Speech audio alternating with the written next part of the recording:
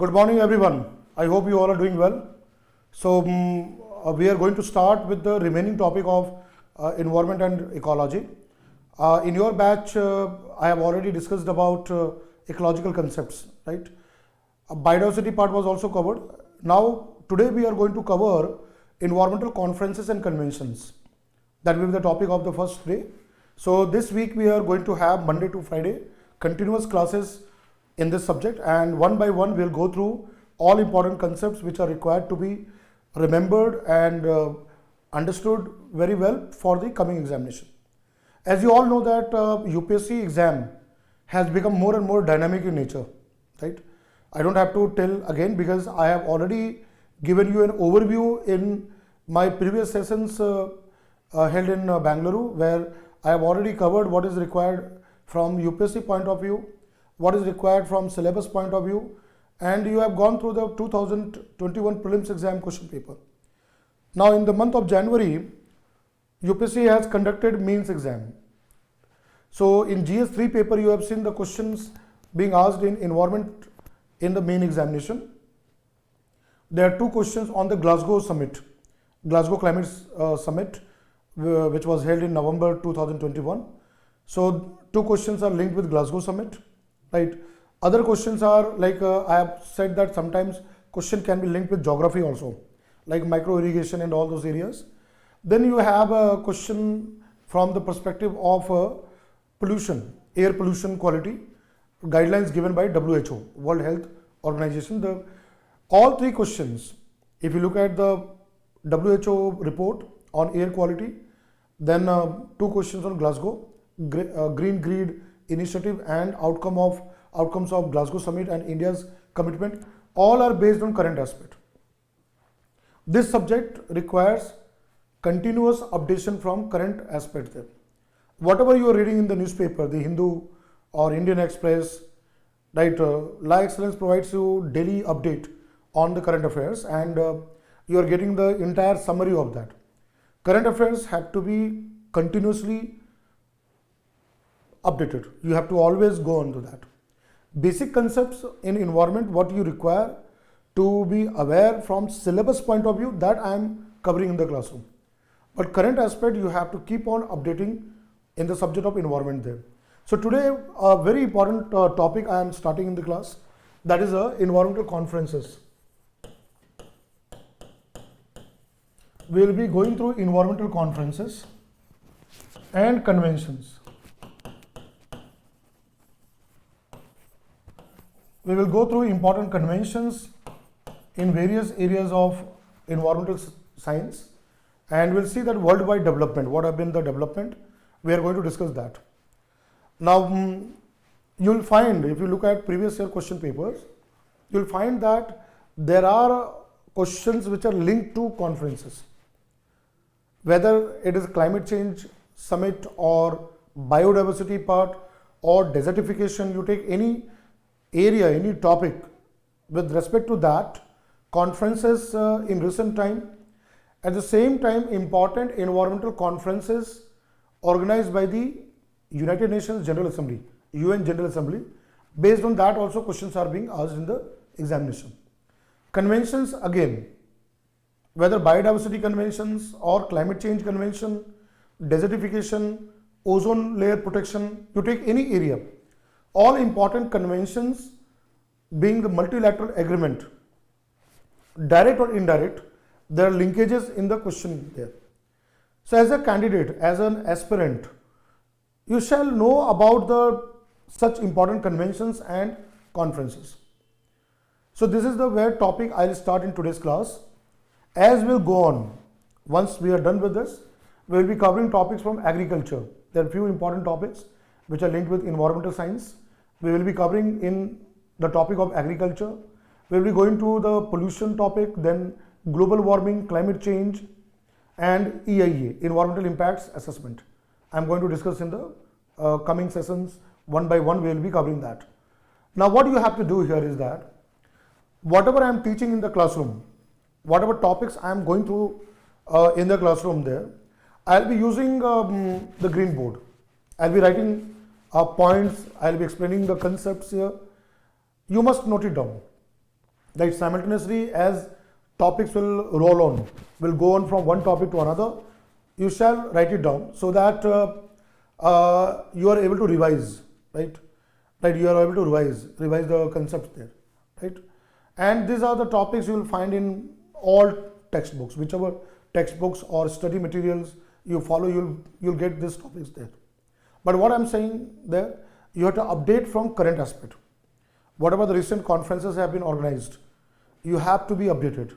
And particularly the last 1 or 2 years conferences and important conventions which are coming in news, you must be updated with that. That is what is required.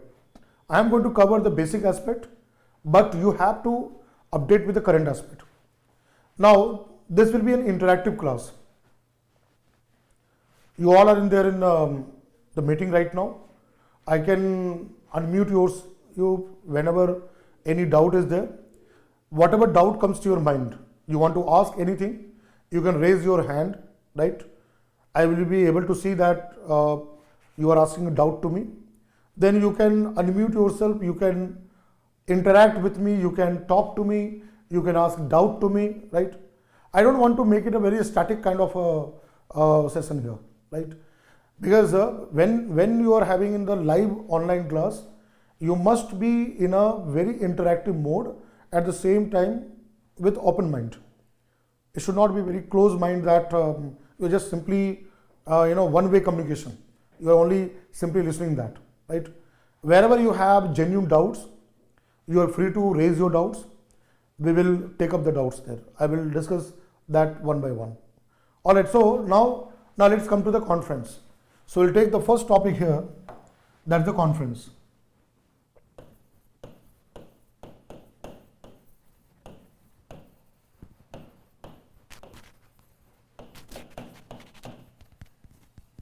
Environmental conferences. Right, we'll take up this topic first. I hope you all are able to see the green board. You are able to see whatever I'm writing on the board. Is it visible to everyone? And we'll go through subtopics one by one. So let's begin with it. See, 1950, 1950, 1950s, post Second World War, right? There were a lot of developments. If you look at environment as a subject, 100 years back, it has been all Western dominated concept, right? From the developed countries perspective, like Europe or USA, they have been like, that was in the front line. Because there the industrial revolution in terms of air pollution and the way they have expanded in the agriculture sector and all. So environment and environmental issues have been a key area in the developed world. But post 1950, with the emergence of new countries, right, post-colonial era, when British rule all over the world, that declined, and new nations were born, new countries were formed, where developing countries, least developed countries, they come up on the world horizon there. So a new international political setup being formed after 1950. If you look at post 1950,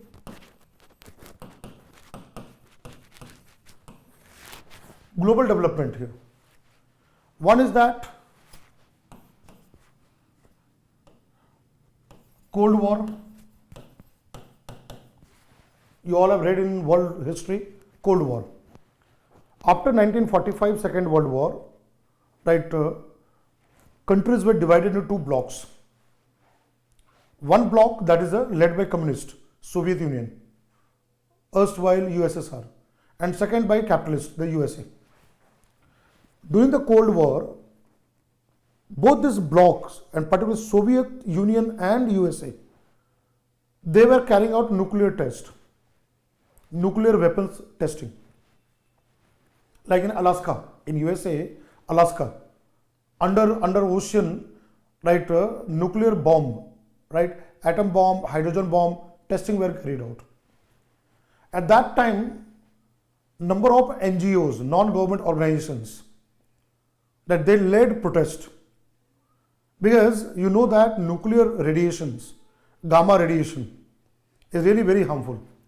When you conduct any kind of nuclear explosion, right? So what happens is that it pollute the entire environment, air, water, land, and it has a direct impact on living organisms. So Cold War era, there were a lot of technological development, right?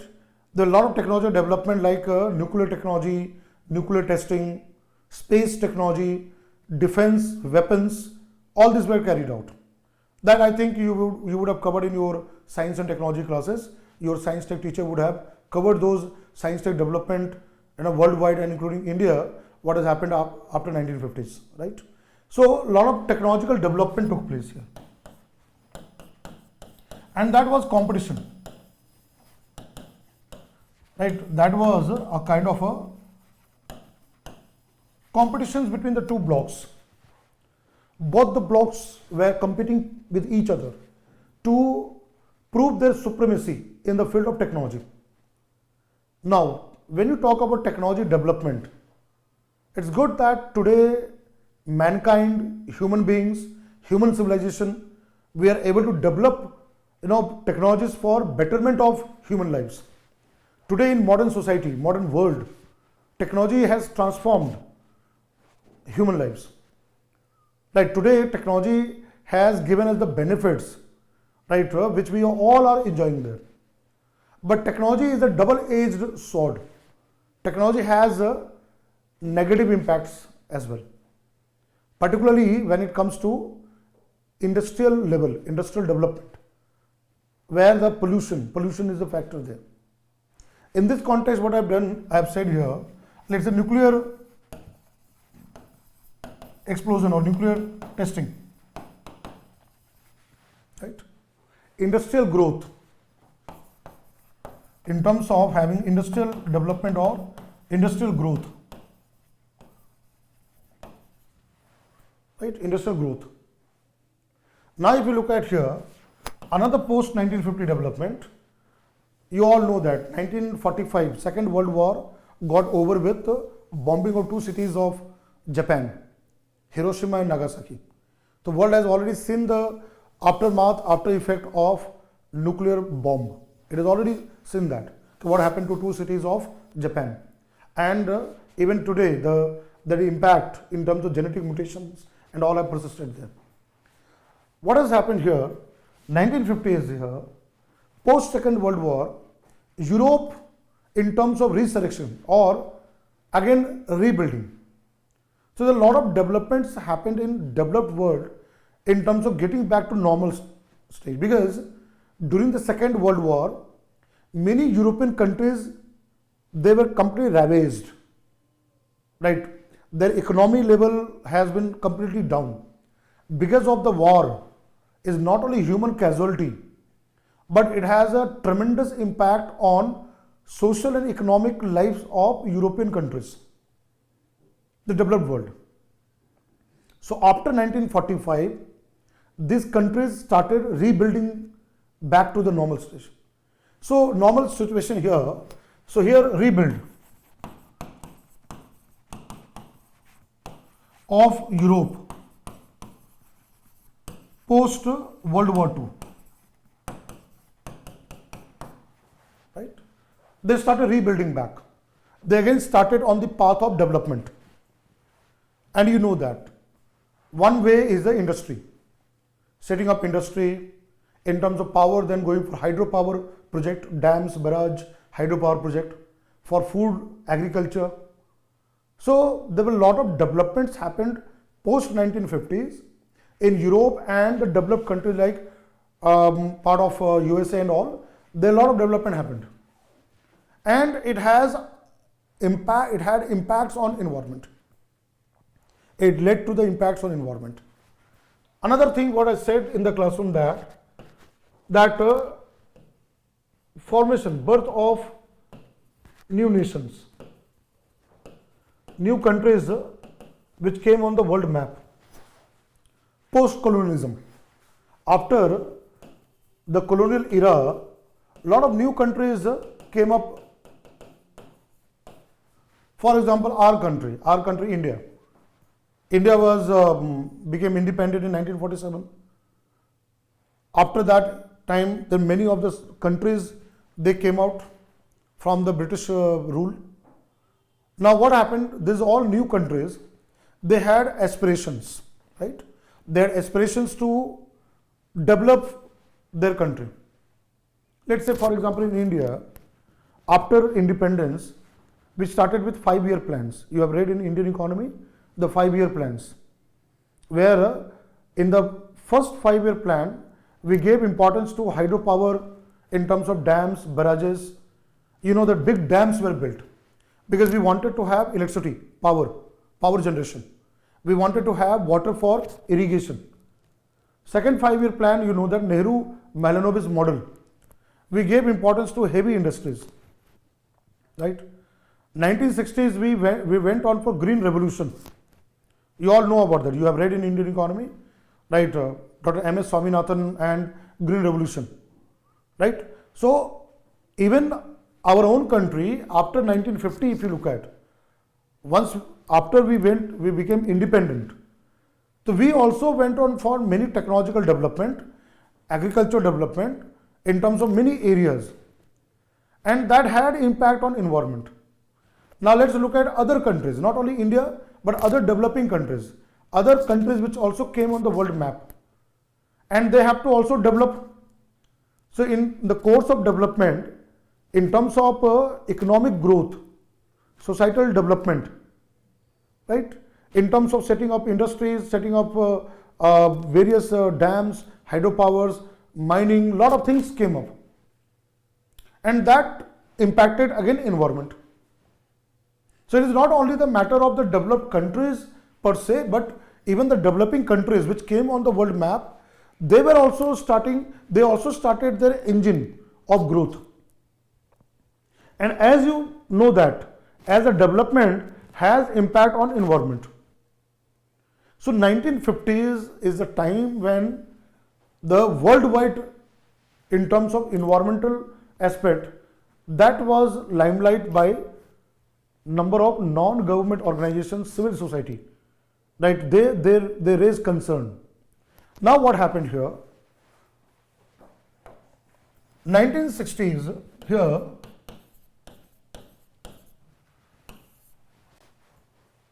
two important publications in the field of environment, two important landmark publications came.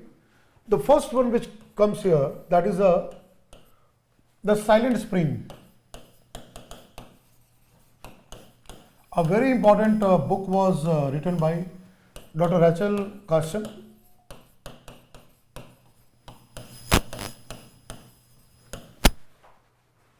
Silent Spring.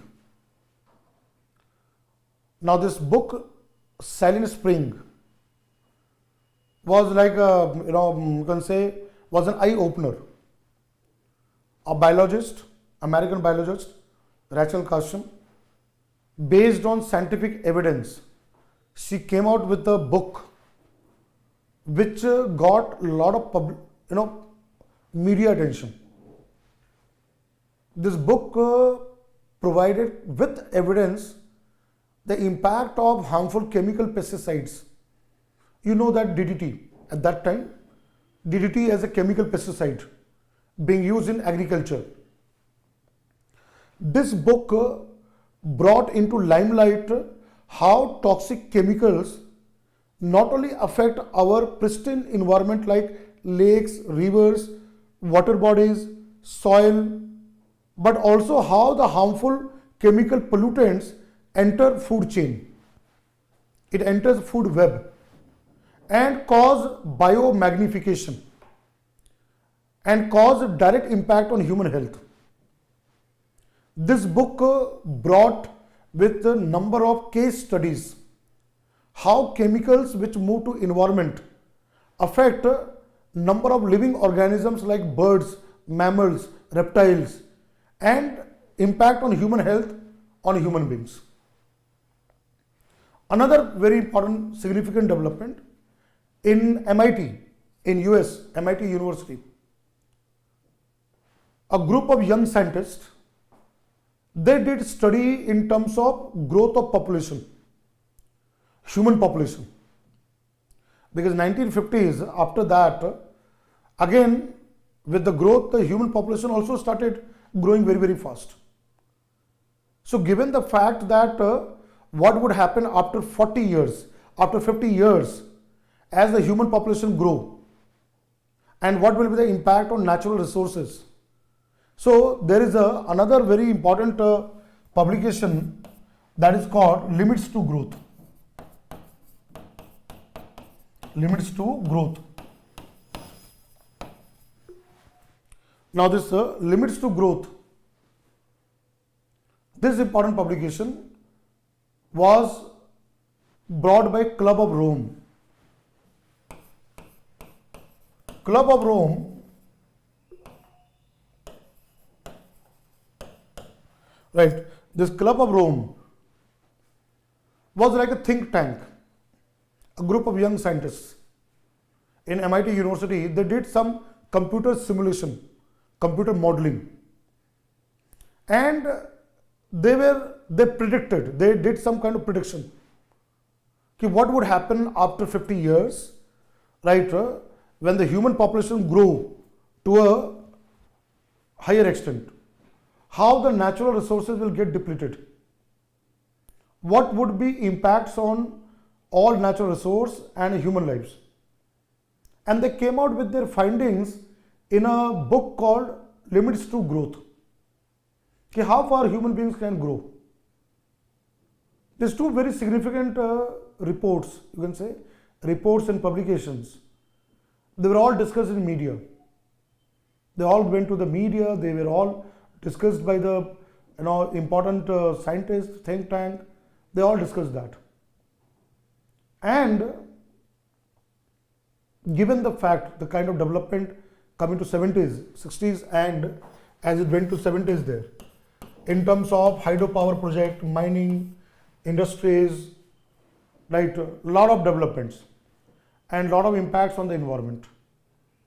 Now this is the turning point. 70s becomes the turning point. You all know that. First landmark conference on environment was Stockholm conference. So 70s, as the 70s started, United Nations General Assembly, like UN General Assembly, decided to hold a very important environmental conference, what we call today Stockholm Conference, which was organized on 5th of June 1972. Given the development of 1950s, 60s, and whatever the environmental issues were there worldwide, United Nations thought that let bring all stakeholders together. Let get all stakeholders together, right, to discuss matters on environment. And in Sweden, 5th June 1972, Stockholm, a landmark conference was organized. Right, given the development of last 2 decades, United Nations General Assembly, the first environment conference is the Stockholm Conference of 1972. Now, 2022 prelims exam. This year prelims exam will be conducted on 5th June, right? And you know that 5th June is celebrated as World Environment Day in terms of remembering this Stockholm Conference. And 5th June 2022 is a 50 years, 50, is a 50 years of Stockholm, 1972, 2022. Why I took this topic? I took this topic because it is relevant from current aspect and you could get question in the prelims exam with respect to Stockholm. So what I'm now coming here, the Stockholm Conference.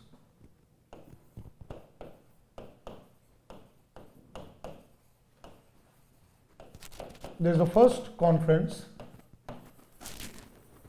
right, on environment, Stockholm Conference. As I mentioned that it was held on 5th June 1972, right, in Sweden.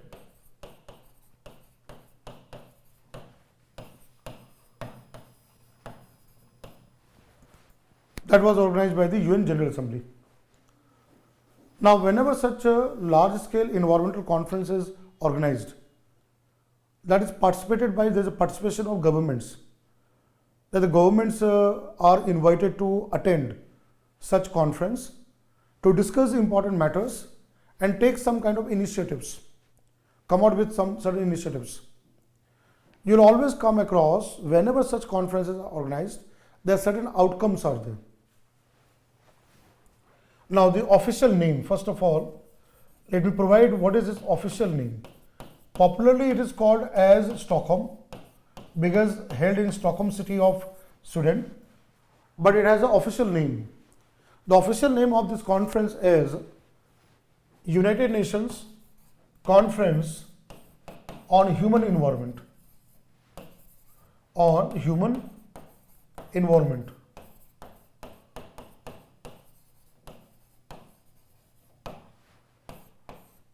UNCHE. This is the official name, right? The United Nations gave the name as human environment. It's a very apt, very suitable name has been given. The way the human development have impacted environment and impacting environment, and changes in environment impact human lives. So the word was given human environment. That was the name of the conference, popularly called as the Stockholm Conference. So you know that on 5th of June, every year we celebrate as a World Environment Day to remember or commemorate this particular day there, right? Now let's look at what are the outcomes of this conference, right? So what are the outcomes of this conference? We will see one by one. Outcomes of Stockholm Conference. First is the declaration, Stockholm Declaration.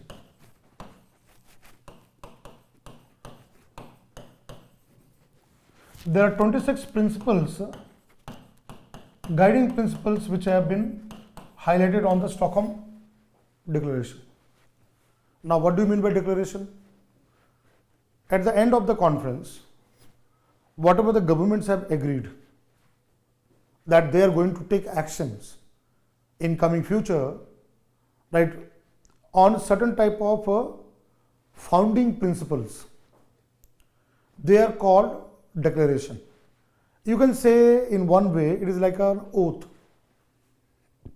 It's almost like a pledge that governments are take an oath that they are going to abide by this kind of principles and they will work towards attaining the goals as prescribed by principles. That's what comes in terms of what is called declaration. Now, declarations are not binding. From international law perspective, it is not legally binding. So I'll put across here that these principles are non-legally binding. What do you mean by non-legally binding? If any government does not follow, so there is no kind of punishment, right? Any fine or any kind of a sanction against the government if they are not able to fulfill or follow these principles outlined in the declaration, right? That's what called non-bindingness. It just creates a kind of a, you can say, foundation. It just creates a kind of a groundwork, right, and kind of a moral obligation. It just creates a moral obligation to governments to take action based on those guiding principles. But if any government does not follow, there is no any kind of a punishment from United Nations, right? It just creates a moral obligation to fulfill that. Now, among this one, I'll just bring here two important guiding principles which are even today, right? All these principles are followed, and two important principles which I'll highlight right now. Two important principles which comes here. That is the first one. It is called precautionary principle. I am very sure that you would have read this precautionary principle. So the origin of the precautionary principle goes back to Stockholm, 1972 Stockholm. So first important principle, right, which has been an outcome of the Stockholm Declaration, that is a precautionary principle. It's very clear there, precaution, right? An individual, society, organization, government or private organization, they must take precaution, right, to safeguard, to save the environment, right? That means not allow the pollutants to go to the environment or any kind of damage to the environment. As I said, they are non-binding. Even today, right, this principle is there, but still you know that the level of pollution, the way the global warming, climate change is taking place, right, we still are struggling to completely follow this precautionary principle. Second very important principle which was highlighted, that is called polluters pay principle, PPP, polluters or polluter pays principle, right, polluter pays principle. This is another important principle was highlighted there, polluter pays principle, right? What is polluter pay principle? Polluters pay principle here means that those who pollute the environment, those who damage the environment shall pay for its compensation. So today you know that standards, norms, today industries have to maintain particular level of standards for emissions, that the kind of emissions what they emit or whatever the effluent which goes to the water bodies. So they have certain type of standards, prescribed standards are maintained. And if they go above those standards, then there are fine, punitive measures, punishment as fine. Today the vehicles, the two-wheelers or three-wheelers or four-wheeler vehicles what we drive, we have pollution under control, PUC certificate. If we exceed that level of air pollutant, then again we have to pay fine to the government. So polluters pay principles or polluter pays principle is even valid today in terms of carbon tax, green tax, right, cess tax, standards, norms, right, which individual or the bodies have to fulfill. So the origin of such principles go back to Stockholm. 50 years back in the Stockholm, that is from there it originated. One is the precautionary, we must take precaution to safeguard the environment, and second is that those who pollute the environment shall pay for its damage, right? These two principles were the part of 26 principles outlined in Stockholm Declaration. Now this is the first thing, first outcome. Now let me go to the second outcome. The second outcome of this conference was the governments decided to form an agency under the United Nations, UN, for looking into environment worldwide. You know the name of the organization, UNEP, United Nations Environment Program, which is a UN body which looks into all matters with respect to environment. So what is second outcome here? The first outcome which I talked about as a declaration, principles, and I said two principles were laid out, right? Now next what comes here, that is the second thing what comes here, that is in terms of the formation of UNEP, formation of the United Nations Environment Program. Now we call UNE, Today we call it as a United Nations Environment. So before 1972, there was not a specialized agency or an organization to deal with environmental aspect under the UN. 1972 is the year where it was decided by the governments to set up a body under the UN to look into environmental matters worldwide. So UNEP was set up, right?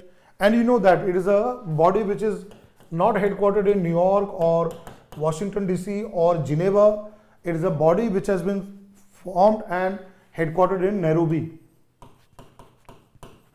Nairobi is the capital city of Kenya in Africa. And UNEP deals with all environmental aspects. It participates in all types of summits, conferences, even gives support to conventions. It basically, you can say UNEP is the body which is in terms of helping the countries in terms of policy making to protect environment. So the genesis, the origin of this body goes back to Stockholm, where it was formed. Now this conference, you can say it is a starting point of environmental movements, or you can say environmental protection, conservation at the global level. 1972, at that time the Prime Minister of the country, Prime Minister of India, Indira Gandhi, you know about PM Indira Gandhi, she attended the conference. Indira Gandhi went to the conference and she gave a remarkable, talk on this platform of Stockholm, where she brought about the conditions of developing countries, poor nations, poverty and environment. She talked about the poverty and environment and environmental damage affect the most the poor countries. You can also say that this conference is also landmark in another aspect, is that it brought the developing countries on the global platform. Before 1970s, whatever discussions have been there on environment subject was totally Western dominated. But this particular conference brought the voice of developing countries on the matter of environment. So you can say that North and South, right, the division in the global political scenario, so that in terms of environment, the South came into there. And that was because of the Indira Gandhi, that time the Prime Minister of India, she went on and brought that the developing countries a space for development, at the same time need for protection of environment.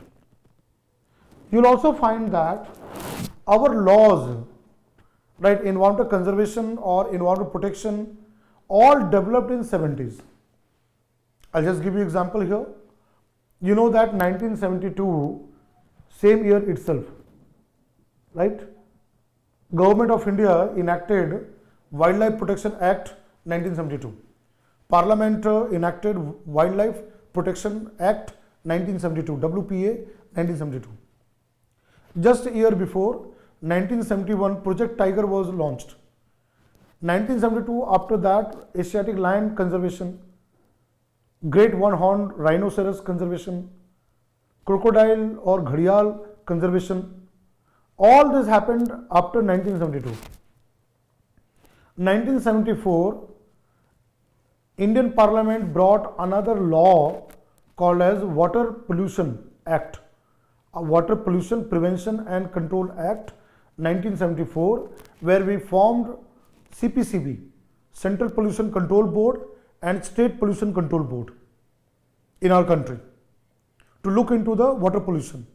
Later on in 1981, India enacted Air Pollution Act 1981, and CPCB and SPCB, Central Pollution Control Board, and State Pollution Control Boards were also given powers to deal with any matter with respect to air pollution.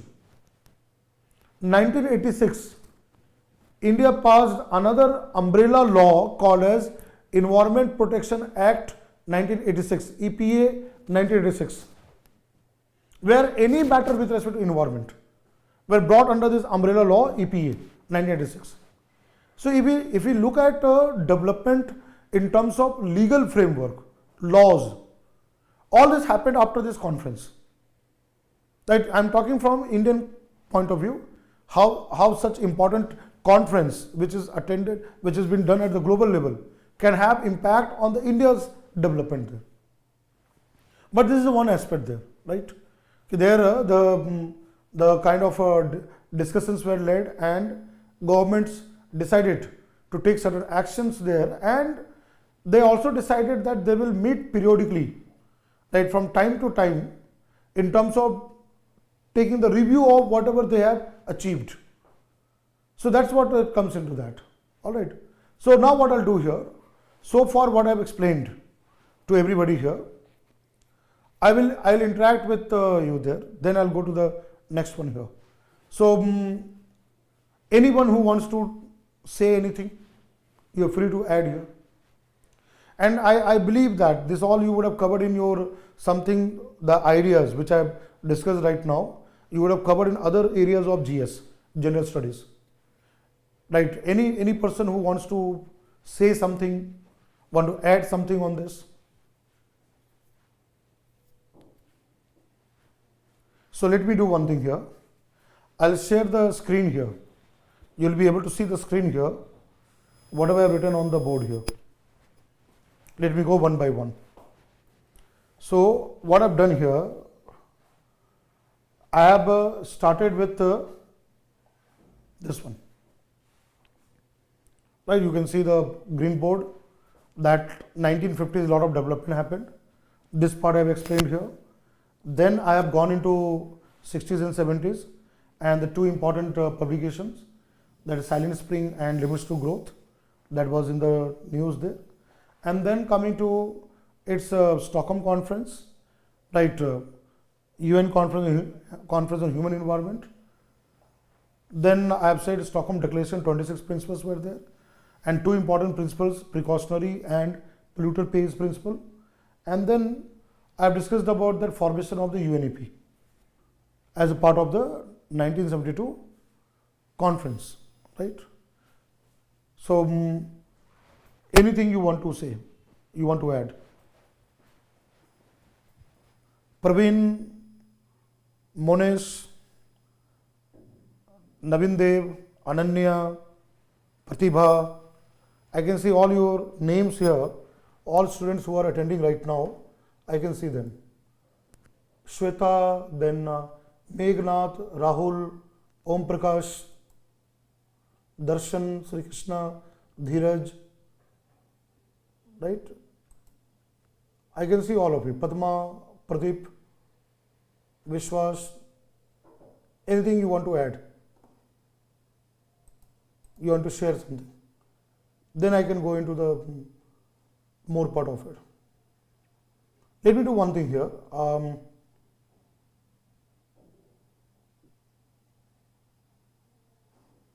I'm looking at your chat box also there. Okay, nobody has been there, no comment is there. Let's say I'll talk to Rahul. Rahul, can you unmute yourself? Yes, sir. Yeah. Rahul, I can hear you. Anything you want to ask? No, sir. Nothing of that? Okay, I can see in the chat box the students like Shravan Gupta has asked that how are question framed on this, all right? Then Pavitra has asked that UNEA same as UNEP? Yes, United Nations Environment Agency is now same as UNEP. Question part I'll be coming to that. All right, Shravan Gupta, you can unmute yourself. Shravan Gupta.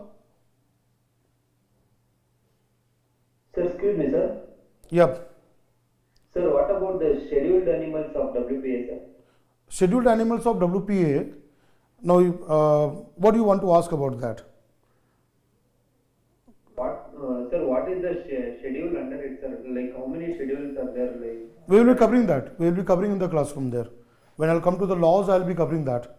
Scheduled animals, you can see, under Wildlife Protection Act, the 6 schedules are there. Schedule 1 to 5 are on wild animals, and Schedule 6 is on plants, wild plants. And scheduled list, this 1 to 5 for animals and 6 for plants. Right, they are strictly protected kind of schedule there, particularly Schedule 1 and 2 of Wildlife Protection Act, where hunting, poaching are not allowed under the law. Right, Schedule 5 is something called where the government can give license to kill. Schedule 6 contains plants, like those plants which cannot be cultivated without the government permission. We'll be covering that. Now I'm talking from conference point of view, environmental conference. Right, we'll be coming to those kind of laws and the provisions of the law. I will be covering that one. But here, about the conference, what I discussed about UN conference, any specific question you have in mind?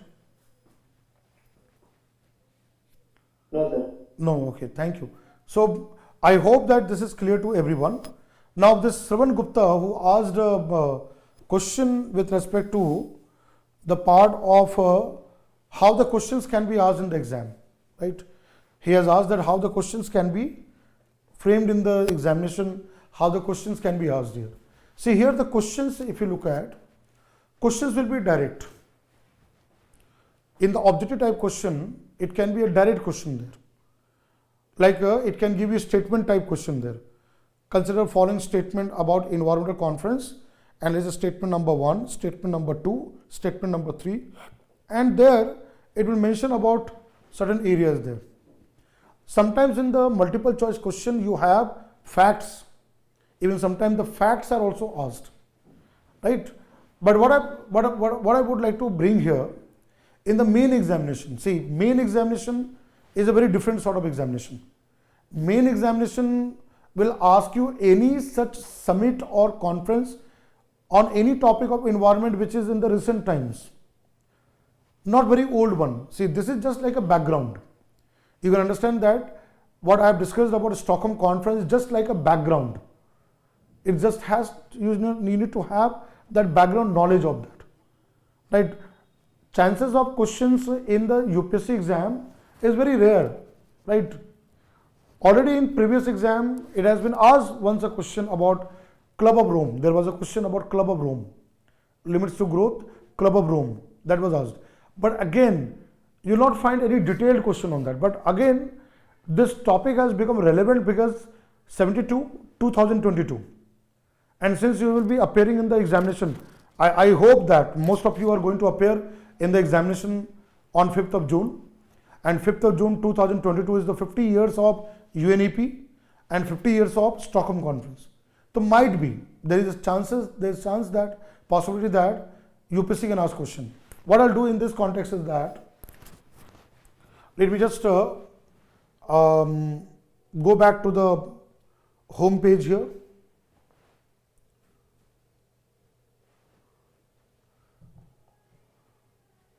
Let me just go back. I'll open here, browser here. Right? Now let's look at here. Stockholm, if you look at here, Stockholm part of it, Stockholm.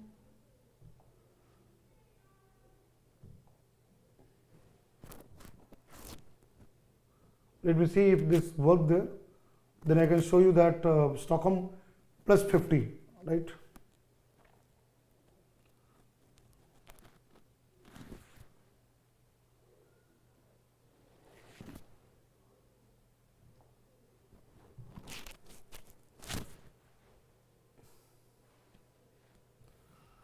Let me just go to this one, just 1 second, give me time here. Let me see here, Stockholm. Even you can also do the Google search, and you can see that already, if you mention Stockholm plus 50, right now United Nations Environment Program is already celebrating this part. Now this is from the current aspect which I am bringing here. I am just trying to open this one, and let me share the screen here so that all of you can see that. Are you able to see the screen here? what I've opened right now, the home page of this United Nations part of it, right? You all can see the screen? Yes, sir. Okay, thank you. So now if you see here, 2nd to 3rd June 2022, again back to Sweden. Can you see the date here? See here, 2nd to 3rd June 2022, Sweden, Stockholm Plus 50 event is going to be organized. It's a Golden Jubilee celebration of a Stockholm conference. So my purpose of taking this conference was that now it has again became relevant from current aspect, because 50 years of this Stockholm conference will be celebrated by the UN General Assembly. And if you can see here, so what UPSC can do, see how you could expect question here. Question could be like a dynamic kind of question there. Your background knowledge on Stockholm conference of 1972, what I've discussed just now on the green board, and second, the latest information what is given on the website. So if you look at here, see here, this is the what is given here. If you can see here, this one, it mentioned that Stockholm Plus 50, a healthy planet for the prosperity of all, our responsibility, our opportunity. Now this is the theme. This is the theme of the conference. Sometimes you will find in the examination, there might be direct question also. See, UPSC is very, very smart. You understand that. UPSC is so smart that it can put across any aspect from the current aspect, and even can ask fact also there. Now, if you see here this one, and what is given here, say, it will be convened in Sweden from 2nd to 3rd June 2022, and if you can see here, it will commemorate the 50 years since the 1972 UN Conference on the Human Environment, right? And which made the environment a pressing global issue for the first time. At that time, 1972, there were like some 122 countries attended. India was also one of the attending country which participated in the 1972 Stockholm Conference. And you can see here the participants adopted a series of principles on the environment, including the Stockholm Declaration and Action Plan for the Human Environment. I have just underlined this part, right? And you can see here what I discussed right now. I'll just take you just a bit up here. Now, if you see here, what is mentioned here, the United Nations Environment Program was created. So it is very clearly mentioned, the United Nations Environment Program, UNEP, was created as a result of the conference. What is just discussed right now there. At that time, Maurice Strong, Mr. Maurice Strong was the Secretary General, and it was part. Now 50 years after, see what is a very important thing given here. 50 years after the Stockholm Conference, even the triple planetary crisis, now see very, very important word, triple planetary crisis. What are those crises? One is the climate change. Global warming and climate change, that is the first part which is impacting the planet. Then second is saying here, pollution and the waste. Right, different aspect of pollution, air, water, land, and again another problem has happened with the waste materials, like solid waste, e-waste, biomedical waste, lot of type of waste materials that come there. And then what is saying here, nature and biodiversity loss, loss of the biodiversity and natural resources. These are been now this particular conference which will be organized after 50 years, they are going to discuss about this triple planetary problems, right? The crisis, you can say, climate change, pollution and waste, and nature and biodiversity loss. And what is said here is that as the world has seen only too clearly in COVID-19, right? Unhealthy planet threatens human health. See what is very important word given here. Unhealthy planet threatens human health. And COVID-19 as one of the example, the current pandemic which has challenged the human lives there, right? And again, this is talking about Sustainable Development Goals. We'll be discussing about SDG, Sustainable Development Goals. We'll be coming across there. But what I want to make you understand, if you know certain background, right? What I discussed right now, that first important conference and what was the outcome of that. If you know such background, then you have to connect with the current aspect. Like here, I have opened the website and I have just underlined few of the terms here, few of the words here, right? So if you can see here this part, that is where it comes into that. Now what I can take certain thing there. Okay, Monesh, there is a student who is saying to explain precautionary principle once again, right? How many countries participated? 122 countries participated. IUCN and sites are different. See, don't mix things. Pradeep is asking that IUCN and sites. See, International Union for Conservation of Nature is a global environmental body which is a participation-based, partnership-led organization. CITES is the Convention on International Trade of Endangered Species. That is the convention. Here we are discussing about conference. What is conference? A global meeting where the governments, right, civil society, NGOs, corporates, they all come together and they discuss the matters. That is what called conference, right? We will discuss IUCN, don't worry. Pradeep will cover IUCN and sites separately, but don't worry right now. Okay, now Karthik has asked a question here. Which is the highest level decision making body on environment at international level? Highest level in terms of taking that. See, every convention has the secretariat. Now, highest level body, if you look at on matter, that is a UN General Assembly, United Nations General Assembly. But some specific environmental aspect, UNEP will get involved. United Nations Environment Program will be involved there. Okay, now I will be coming to this precautionary principle.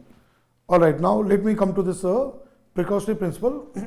See, when you say precautionary principle, let me now come across that. See, when you say precautionary principle, right? See, precautionary principle comes in many aspects. Precaution. That means one must take precaution not to harm the environment, right? Not to put any factor of environment at loss. So when you say not to harm environment, it not only includes the pollution. Let's say, for example, discharge of effluent, discharge of sewage, right? That's the one aspect. Or let's say emissions, whatever the emissions comes, right? Air pollution, that part of it. Even the precautionary principle comes there also. Like I mentioned that carbon tax. Let's say I have mentioned about this carbon tax. If we just go back here, this carbon tax here, right?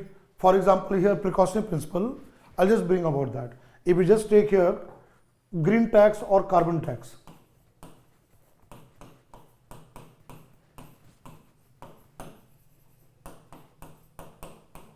governments levy this kind of a carbon tax, green tax, right? So why? See, the tax is one way. If you give higher tax, is a kind of a putting those people to realize that if they do not stop doing that harmful thing, then they have to go for paying higher amount to the government. That is in terms of polluter pay principle here. There is a polluter pay principle here. Polluter pays principle that comes into that.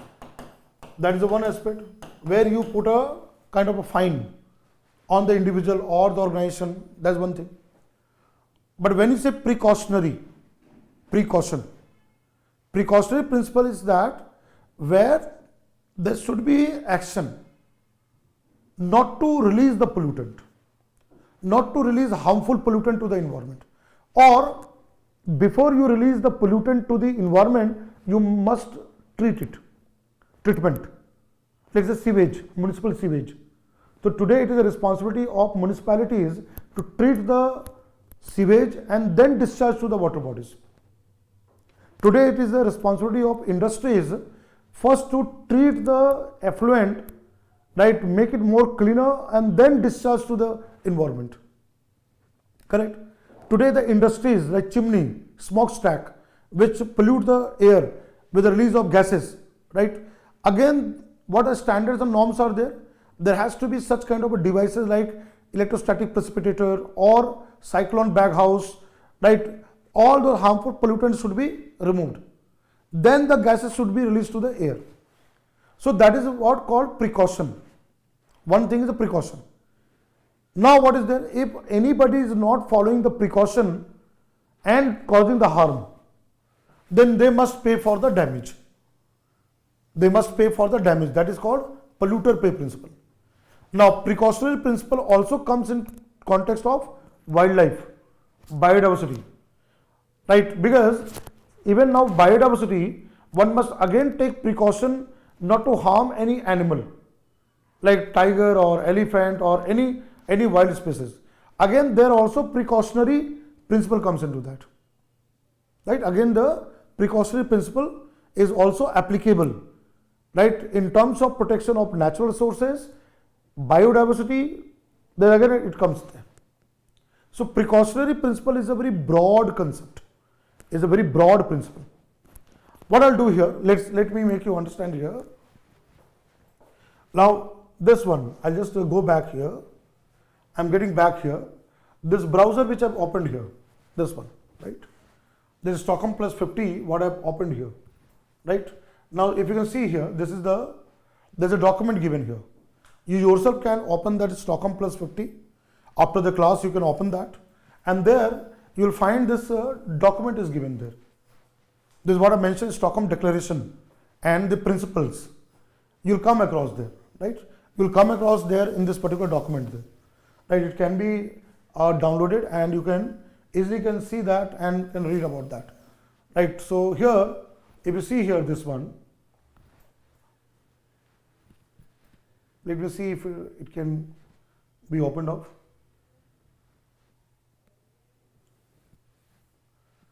It's not getting open up there. You can yourself try it out, right? You'll find here, it is mentioned in the, and you will be able to open the document here. And in this document, you will find all the action plan has been clearly spelled out. In the document also, you'll find about all the principles, paragraph wise has been given there. You'll be able to read that, right?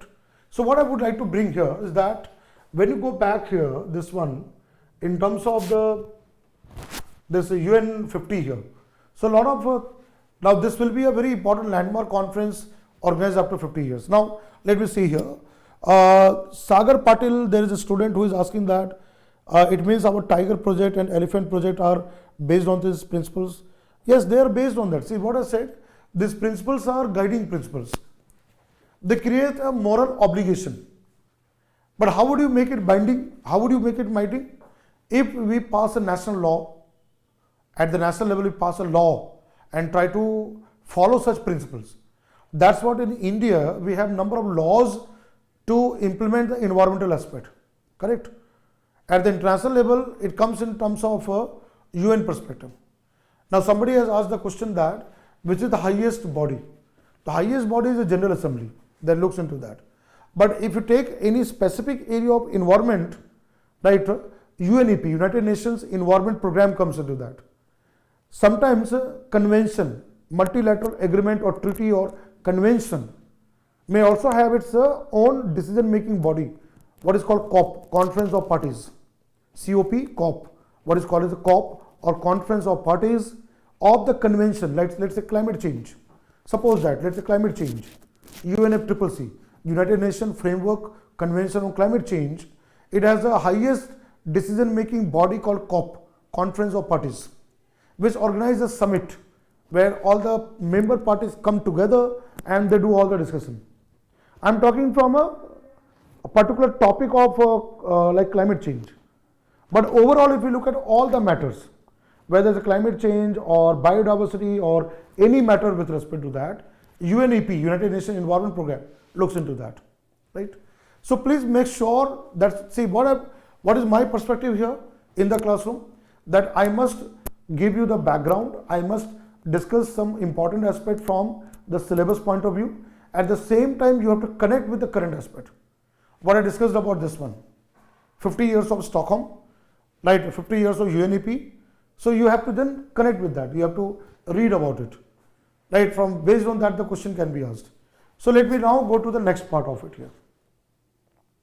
I'm getting back to the next aspect of here. Right, I'm getting back to the whiteboard here. All right. So precautionary principle is applicable to many areas. Now understand here. When Stockholm was held in 1972, right, governments worldwide, they took their own kind of actions. Like in India, we brought about laws, different type of laws were brought there, right? So we went on that one. But what happened there? After 10 years of Stockholm, you can say here, the next important conference which was there, that was Nairobi Summit, right? Government organized another summit or conference. You can say it is basically, it is also called Stockholm plus 10. It is also called Stockholm plus 10. 10 years after Stockholm conference of 1972, that Nairobi Summit was organized in the year 1982 in Nairobi in Kenya.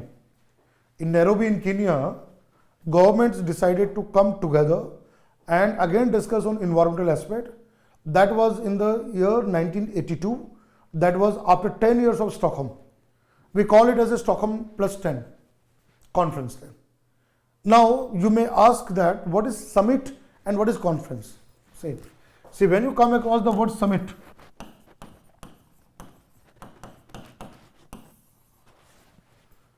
there is a difference between conference and summit. See, when I am saying Stockholm conference, so that is not only governments, along with governments, there will be other stakeholders like civil society, NGOs, environmental organizations, right?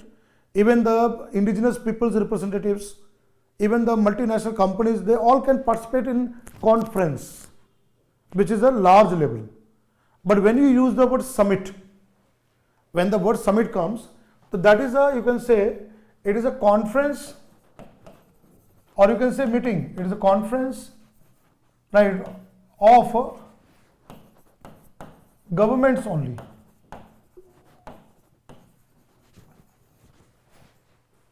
Where only governments participate, that is called summit. So here the participation in summit, what happens is the participation of the governments, right? Here participation of governments which come together to discuss important matters. Participation governments to discuss and decide on important matters on environment, to discuss on environmental matters there. Right, so there, let's say that is what called summit. So after Stockholm, right, government decided to come together and have a summit level talk. That was organized in 1982 in Nairobi, that is in Kenya, and that was organized by the UNEP, United Nations Environment Program, where all the governments were invited to have a discussion on this. So it was a small level talk. Conference is bigger one, summit is smaller. Summit is a part of conference, right? Summit is where the governments come together and decide the matters on the environment. So here in this Nairobi summit, what government did was that they reviewed Stockholm Declaration. They reviewed Stockholm Declaration. They went into discussion of what they have taken the action after Stockholm and how much they have achieved, right? They did all the discussion part of it. They did the discussion part, how much they have achieved it, how much they have been able to fulfill. They did that kind of a thing here, right? So now in this context, if you look at what I would like to bring here, in Nairobi Summit,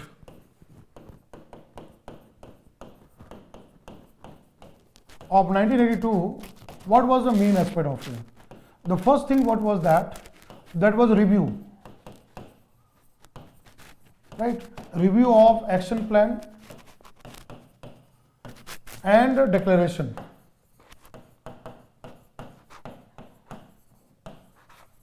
Of Stockholm Conference.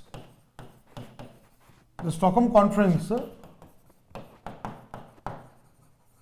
1972, whatever the action plan was there, right, the government reviewed that. The government did the review of that. So that was where the government did the review on this aspect of 1972 part. Second thing was that they decided, there was a proposal right? Government proposed, what they proposed? The proposal to set up a commission to examine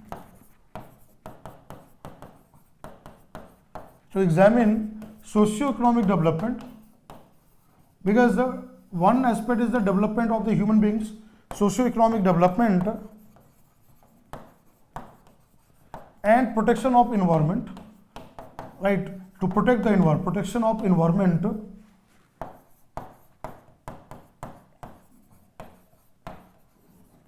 What is the very important significant outcome of Nairobi summit? The significant outcome of the Nairobi summit is that the government decided and they proposed to set up a commission, right? They decided and that let there be a commission, set up a commission, right, which will examine, right, which will do the examination of how to go about socio-economic development along with the environmental protection. So Nairobi Summit 1982, first thing was that they did the review of that, how much progress they have made after 10 years of Stockholm Conference 1972. And second thing, the most important one, this is the most important one. This is, you can say, is the important part of the Stockholm is that, Nairobi is that the government decided that let there be a body, let there be a commission to examine, right, to development along with the protection of environment and suggest what should be done, in order to have the development along with the protection of environment. That was proposed in 1982 Nairobi summit, right? That was proposed in 1982 Nairobi summit. I hope you all are writing these points there. See, whatever I am writing on the green board, please do copy that. And I told you that today's class is very important. Convention part, I will be coming to that. Don't worry about sites or CBD or any kind of conventions. I will be doing that. But first thing is to understand conferences. This is the most important part first to understand. And I hope that you all are copying down. Now what comes here? So after this one, what was the next thing was that the United Nations General Assembly, the UN, after Nairobi summit, UN General Assembly, right? The UN General Assembly, right, passed a resolution.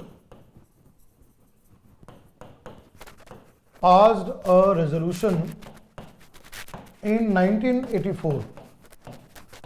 Which year? 1984. I've underlined here. So the UN General Assembly passed a resolution in 1984 to set up a World Commission. Right? I am writing here. It is called Global Commission or World Commission. World Commission on Environment and Development. World Commission on Environment and Development. That was set up in 1984. Right? This is called World Commission on Environment and Development. WCED. When this took place? This took place here. The UN General Assembly passed the resolution in 1984 to set up a World Commission on Environment and Development. Right? Now I'll ask somebody in the classroom here. Let me do one thing here. Let me ask something. Neeraj,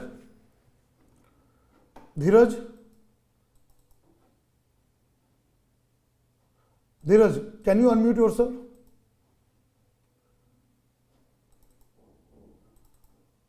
Neeraj, can you unmute yourself?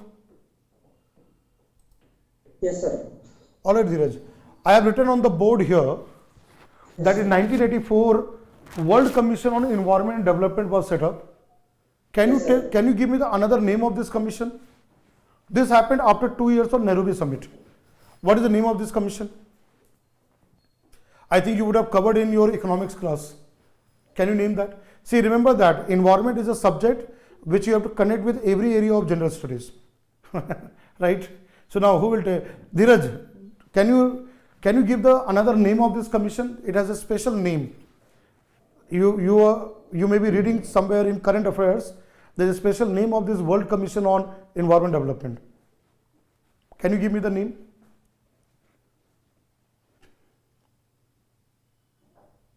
Neeraj? Are you able to recall? Okay, not a problem then, not a problem. You can mute yourself. Let me ask somebody else. Sri Krishna? Sri Krishna, can you unmute yourself? Sri Krishna, can you unmute yourself? I have given you a request to unmute you. Sir, it's Rio Declaration on Environment and Development. Okay, I just want to know, see, why I am trying to interact with all of you. I told you it is a very, very important topic I am discussing in the classroom. I want to know how much is your understanding. Okay, what you said, Rio Declaration? Come again, Sir Krishna. Yes, please repeat what you said. Rio Declaration on Environment and Development. Rio Declaration and Environment Development. Okay, thank you. Okay, so you can mute yourself. I'll ask somebody else. Let me ask Shweta. Shweta CB. I'm sorry, Shweta. Her name is Shweta Benki. Yes. Can you unmute yourself? Shweta? Yes, Shweta. Brundtland Commission, sir. Yes, good, very good, very good, very good, good, very good. It's a Brundtland Commission, right? I told you that you are aware of it. I told you that you would have covered in your economic classes or current affairs. You may be aware of that. You are very true. Brundtland Commission. It is called as is also called as I am writing on the board here. Is also called as Brundtland Commission. Now, Shweta, why it is called Brundtland Commission? Shweta, why it is called Brundtland Commission? Yes, madam. Why it is called Brundtland Commission? Its original name is World Commission on Environment Development, but why it is called Brundtland? Located in some Norway. No, not like that. Brundtland, again I am asking a very factual question. See, UPSC will not ask you the Brundtland or something. Just for your awareness, I am asking a kind of a fact. Why the Brundtland name has come? Okay, let me ask somebody else. You can mute yourself. Let me ask somebody else. I'll ask Darshan. Darshan, can you unmute yourself? Many people are giving reply also there. I'm seeing your reply also there. Yes, Darshan, can you say why it is called Brundtland? Why the name is Brundtland? So I'm just trying to break the ice. You know the live classes, when you are in the live class, that live class can be same as a normal class. Like just imagine that you are all in the classroom and I am there, right? Maybe the chairman name. Yes, now you're right. Brundtland is the name of the chairman of the commission. Her name is Dr. Gro Harlem Brundtland. Let me write here. The chairman of this commission. See, I'm just asking a factual question there, but it just as part of your awareness there. So the chairman of this commission is Dr. Gro Harlem. Her name is Dr. Gro Harlem Brundtland. Now she was given this duty. This you can say was given this responsibility. Right now, Brundtland, the name what I've written here, Gro Harlem Brundtland. She served as Norwegian Prime Minister. She served as the Prime Minister of Norway. She was asked by the UN to head this World Commission. So she was appointed as the chairman of this World Commission on Environment and Development. Because of her name, Gro Harlem Brundtland, this commission is also called as the Brundtland Commission. Now, what is very important thing to remember? What is very important thing to remember? This happened in 1984, and which summit proposed this proposal to set up a commission to study environment and development? That was proposed by Nairobi Summit. So Nairobi Summit 1982 proposed let there be a body, let there be a commission to study, to examine environment development and give a report, produce a report on that topic. 1984, 2 years after Nairobi summit, General Assembly passed the resolution to set up the commission. And this commission was headed by the chairman. Her name is Dr. Gro Harlem Brundtland. She was the head of that. And this commission did 3 years of extensive study. 3 years of extensive studies and brought the report. Now the report was brought in 1987. Right? In 1987 it brought the report. So I'll change the page here. So Brundtland Commission, this one. The Brundtland Commission or World Commission on Environment and Development, right? This came out.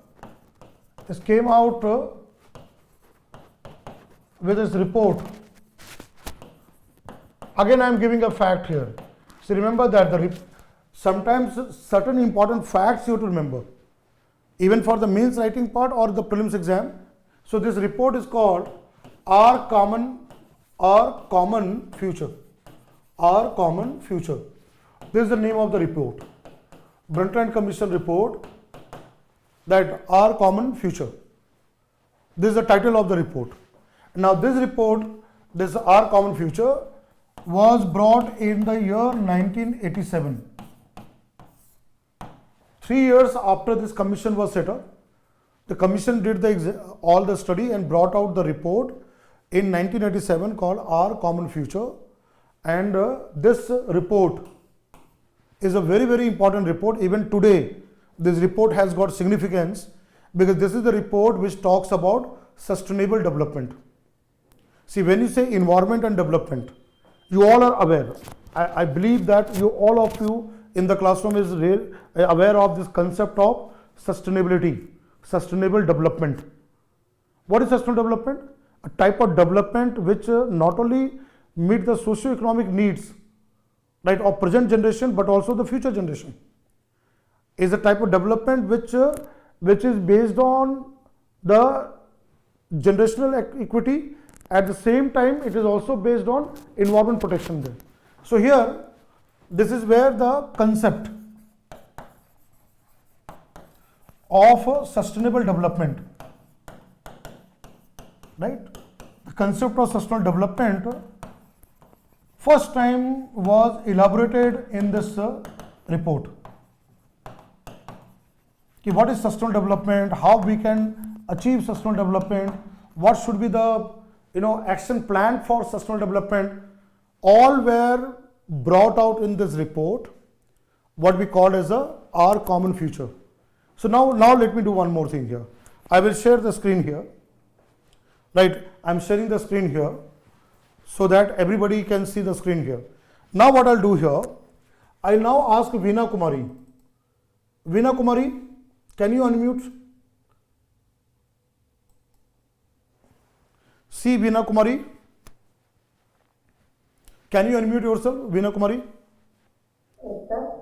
Yes, Veena, my question is that you would have covered this concept of sustainable development in your economy class. Have you covered this? Or in current affairs classes, sustainable development? No, sir. You have not covered in economy class? Okay. But are you aware of this sustainable development? Something. See here, that's what I brought there. The Brundtland Commission report, 1987, which talks about sustainable development. Any idea about sustainable development? Anything? Or can you define are you aware of definition of sustainable development? Definition part. New development. Mm-hmm. Yes? All right, not a problem there. Not a problem. You can mute yourself. I'll ask somebody else. Om Prakash. Om Prakash, can you unmute yourself? Om Prakash. Yes, sir. Yeah. Have you read this one, sustainable development in economy class or any other subject? Any other subject?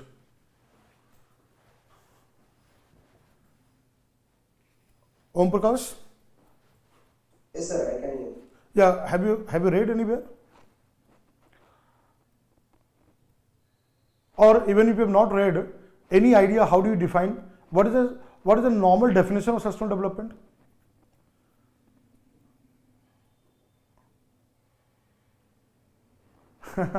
See, that's what I said, I'll make the class interactive. I told that it will just, this live class or online class, right, my way of teaching is very different, right? What you are able to see just is similar to the classroom. You can understand that you are in the classroom right now, right? So you will be able to interact with me. So anyway, I'll ask somebody else there. Om Prakash, you can mute yourself. Padma Priya, can you unmute yourself? Yes, sir. Yes. Any idea about definition of sustainable development? How do you define this term sustainable development? This is for meeting human development goals and to provide natural resources and ecosystem services. Okay. All right. And it will have totally 17 goals. Okay. All right. Okay. You can mute yourself. Let me now go through it one by one. See here the what I have done here. Let me see your person. Yes, many of you have replied to your chat box. I am just seeing your chat box. So many of you people have written there. Okay. So Mones has said that sustainable development means protect our environment without damaging. All right. So anyway, let me do one thing here. See, I hope you all have copied this part. This is all what I was discussing here. I'm just going back again. Nairobi Summit. All right. There's 2 points I've written here. Then I've gone into the what came after Nairobi Summit after 2 years. Then I have discussed about this report, Brundtland Commission report, Our Common Future, which discusses about sustainable development. Now what I'll do here. Now let me get back to the green board. Now let's come to this one. Now let's look at sustainable development.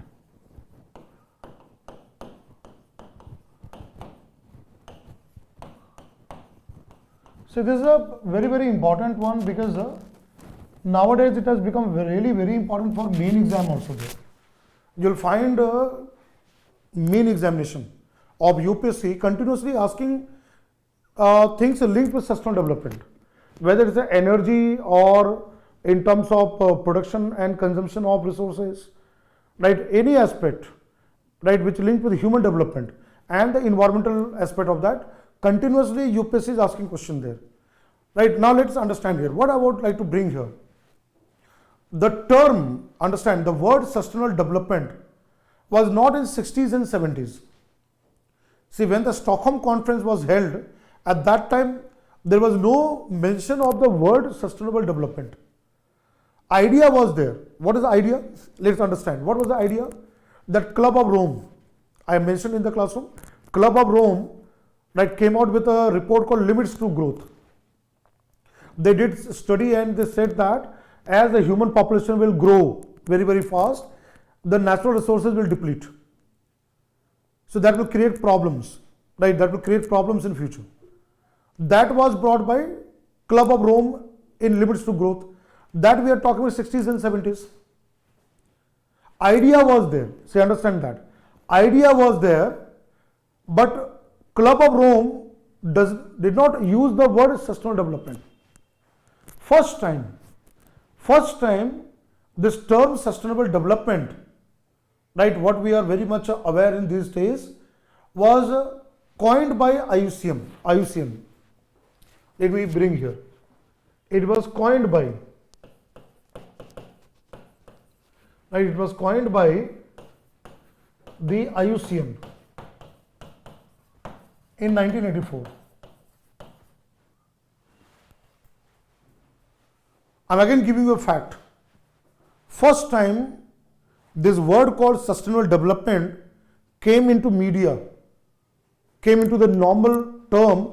The first time it came in the newspaper or media in the year 1984 when IUCN, International Union for Conservation of Nature, IUCN is another global environmental body, right, which come out with red data book and all. IUCN proposed the term called sustainable development. Now, 1984, Brundtland Commission was formed. Same year, 1984, Brundtland Commission was formed.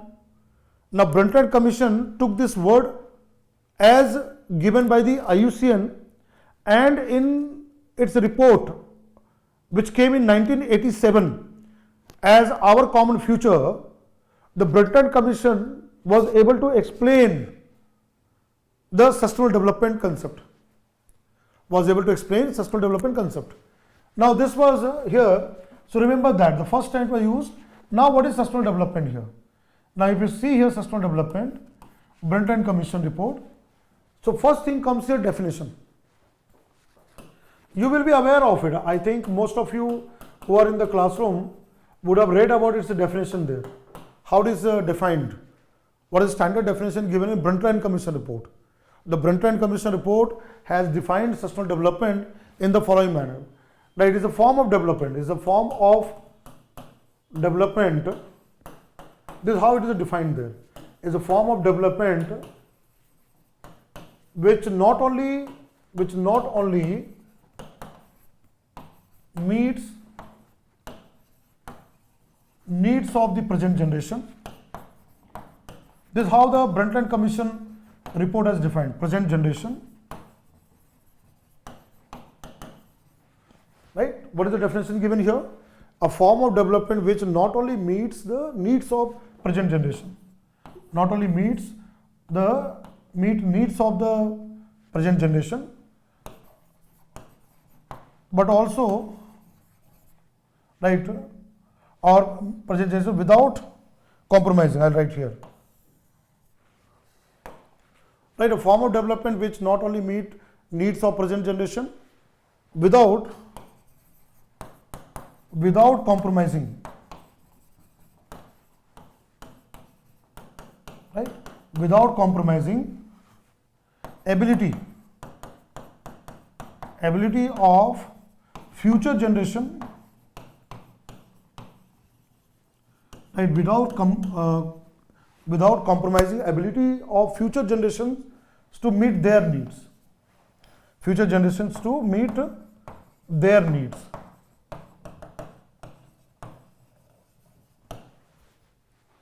Right, this is the definition. I'll share the green board to everyone. This is the definition given by Brundtland Commission. What is the Brundtland Commission definition here? A form of development which not only meet needs of the present generation, right, but also, right, or you can say without compromising, which meet needs of the present generation without compromising ability of future generations to meet their needs. Right? Not only, so a form of development which not only meets needs of the present generation without compromising, right? Right, without compromising the ability of the future generations to meet their needs. So what is the central aspect here? Needs. And second is that generations, present generation, future generation. That's where we call sustainability. We call it as a sustainability, sustainable development. Right, that is where the sustainability comes into that. Right, sustainability comes into that one. Yes, Pradeep has given the development that meets the needs of the present generation without compromising the ability of future generation. Very good. Pradeep, good. So this is where it comes into. Now, if you look at here, see, when we talk about sustainable development,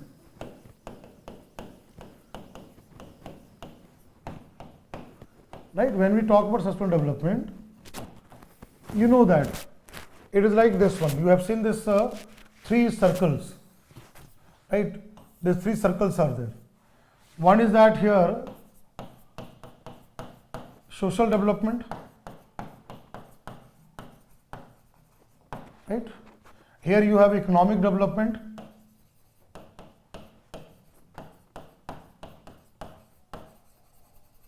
right?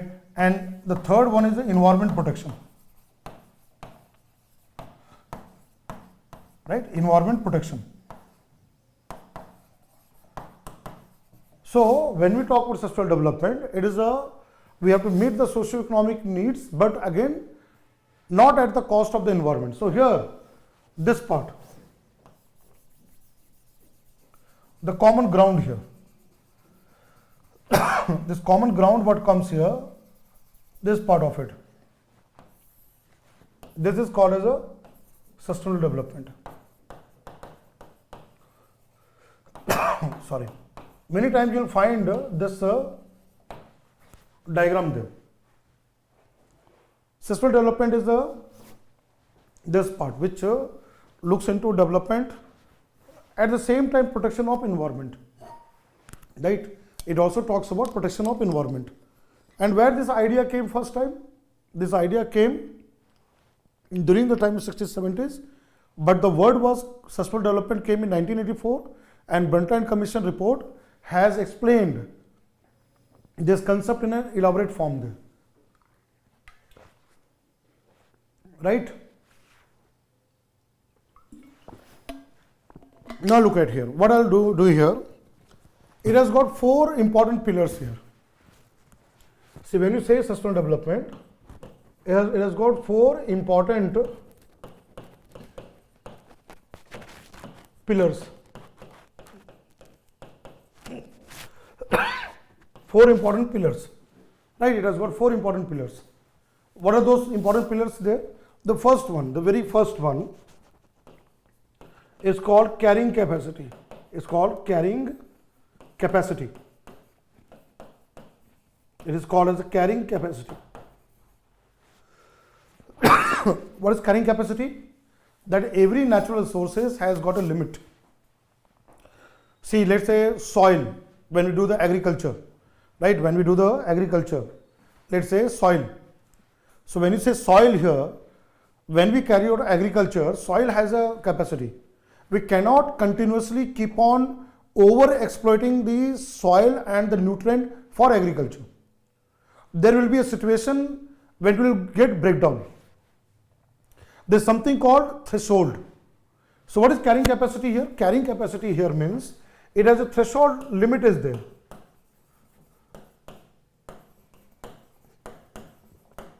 Threshold limit of resources, natural resources, right? Natural resources has got a kind of a limit, right? Today, see, today it looks to human being that we are living in a world which is full of resources. It's not completely true. There was a time when people thought like we are living in a infinite earth, but earth is not infinite. Every natural resource, whether it is a forest or water or the soil or minerals, you take biological resource, has a limit. And when humans exploit, when the human being exploits such resource, we can only exploit up to a particular point. After that, there will be breakdown. After that, it will lead to breakdown. So the first central idea about sustainable development is that there is a carrying capacity. What does that mean? That present generation, we all here, right? The entire mankind of the world, global population, everybody should work in such a way that natural resource carrying capacity is maintained. What is carrying capacity? Same soil, what we use for agriculture, should be available to our children, our grandchildren, great grandchildren. They are also able to do the agriculture. Forest resources, what we are using in our present generation should get carry over to our future generations. They should also have the right and the ability to use the forest resource to their needs. That is called carrying from one generation to the next. And that is only possible if we remain within the limits. If we remain within limits, we will be able to maintain carrying capacity. If we go over exploitation, if we over exploit, we will cross that threshold. We'll cross that boundary or threshold, and that natural resource will be lost. And once the natural resource is lost, our future generation will not have any share of the resource. That's the first thing what comes here. Brundtland Commission report, it first talks about carrying capacity. That means the resources have got a limit and we have to maintain, we have to use it in within the limit so that it remains for our next generation. Now what is second important pillar? Second important pillar is here, what I am writing here. Second important pillar is here, intergenerational equity. What I am writing here, intergenerational equity.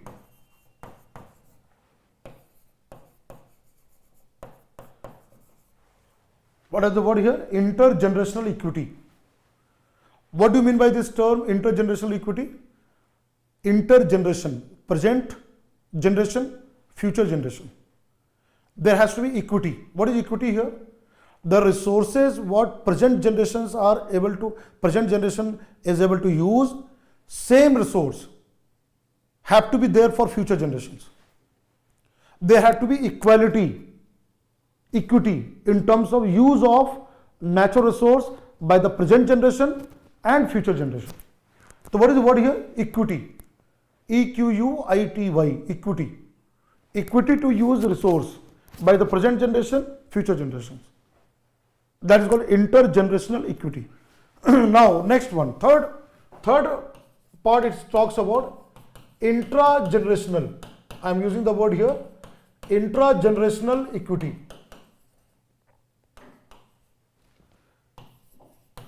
Intragenerational equity.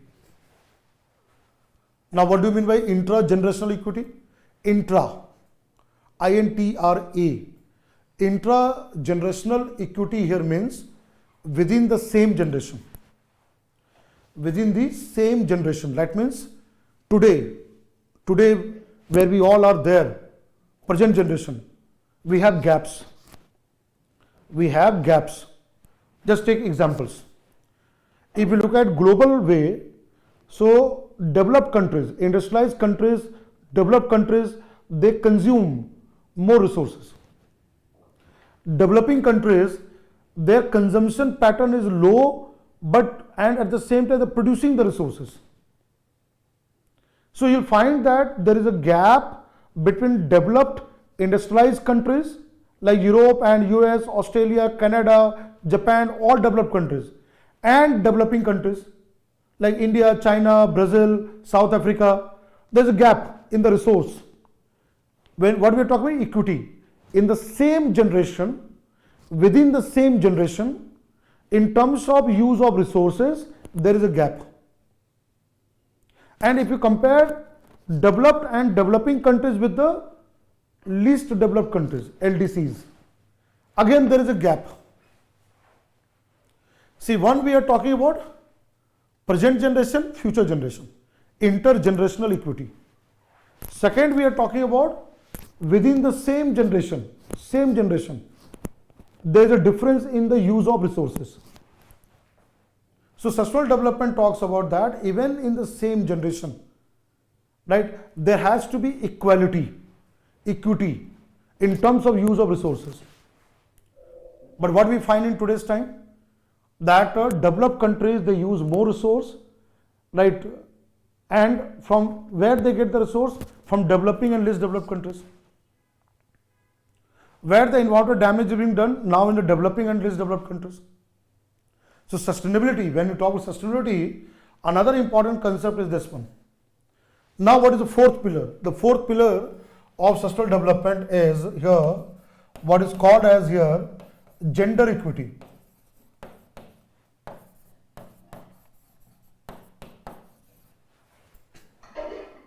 Now what do you mean by gender equity? Gender equity, now see here we are talking about resources. What we are talking about, sustainable development is in terms of resources.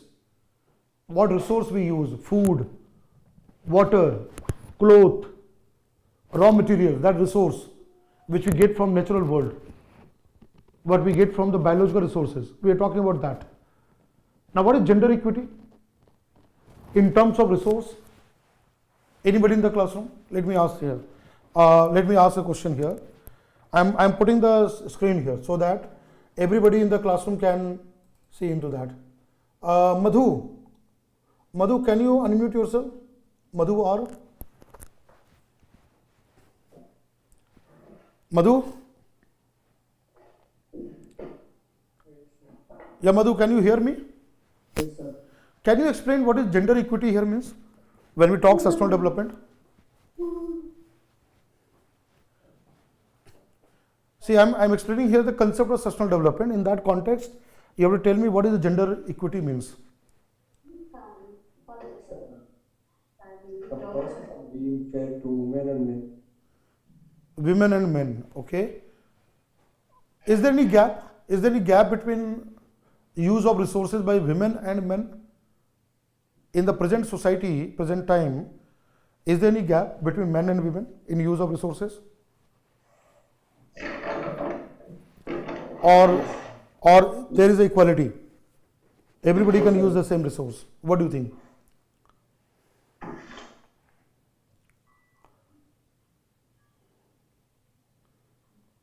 No, is there any gap? Do you think that there is gap in terms of man using resource and women using resources? Let's say agriculture resource, forest resource, right? There is gap? Good, very good. Yes. Good. So there is gap there, right? In our society, we find that, see, here we are talking about use of resources. Let's say use of resources of food or agriculture or forest or water, whatever resources are there, natural resource, right? Production and consumption, their use. We find there is a gender inequality. Man and women inequality is there. So what a sustainable development says, that there has to be equality in terms of use of resources by both men and women.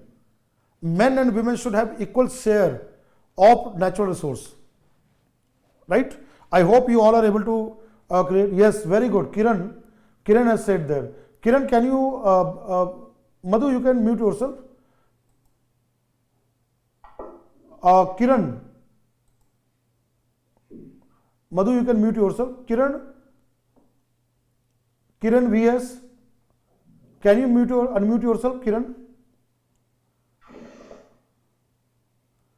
Okay, you cannot mute yourself. See here, Kiran has said about he has said about land property is not distributed equally.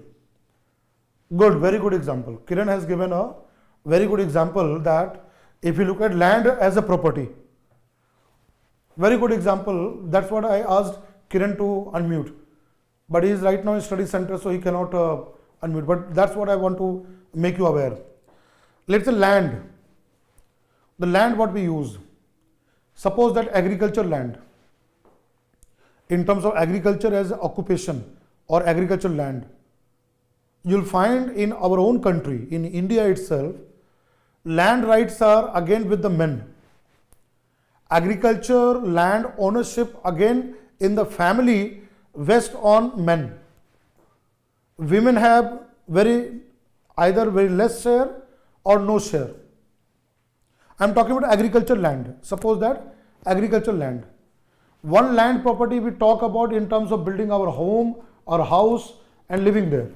Second, suppose that agriculture land where we do cultivation of crops. Again, who owns the land? Men. Women doesn't have the share of that. So land is again a resource. Land is also a resource for human beings. So what the sustainable development talks about, there has to be equality in terms of use of any kind of resource by men and women on the same ground. When we talk about sustainability, it has to be on the same ground. Both men and women have to be given the same right, you can say right, same rights to use natural resource, agriculture, forest, water, whichever resources are there. They should have the same right. That's where I have given here. So what I've done here, in a form of a flow chart, I mentioned what is sustainable development. And this sustainable development concept was elaborated by Brundtland Commission report. Where it all came here? All this came in the Brundtland Commission report. Right? This was where the Brundtland Commission report, in a very detailed manner, right, discussed about all these concepts of sustainable development. I thought like you have covered in economy class, so that's what I was at least be assured that maybe your economy teacher will cover in future classes. But I thought the sustainable development, this all comes in the economics you would have covered. Anyway, I have done from my side, right? Any doubt you have here? Brundtland Commission report and what I explained here, the 4 pillars. You have any doubt in this context? Do you want to ask anything? Then I'll go to the next conference. Here. If there is no doubt, then I'll move on there.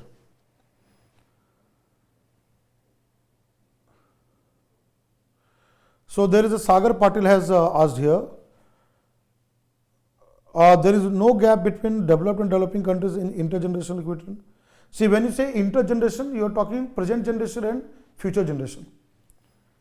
Remember that when you are talking intergeneration, you are talking about present and the future generation. You are talking in terms of timeline, time, present generation and future generation. But when you say intra, when you use the word intra, here, intra means within the same generation.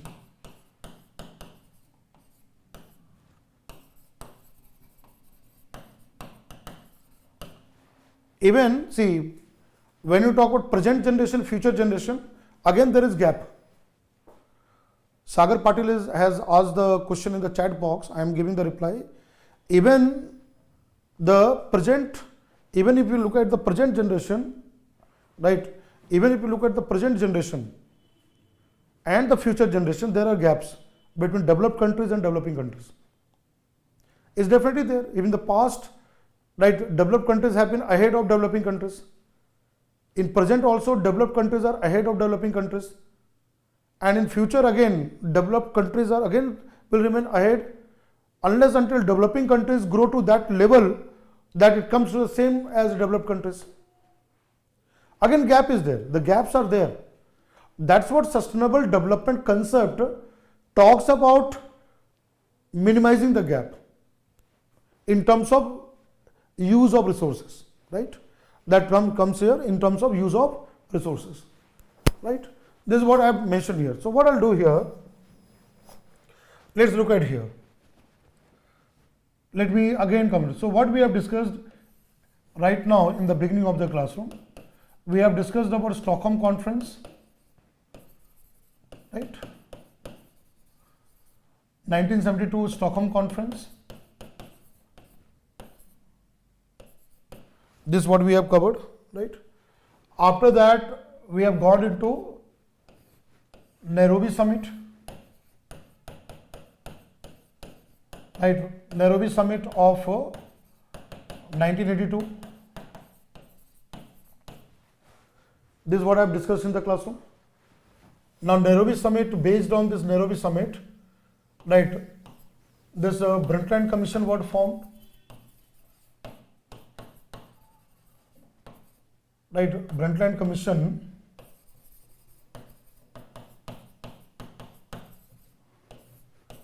this was set up in 1984, right? Now Brundtland Commission came out with report.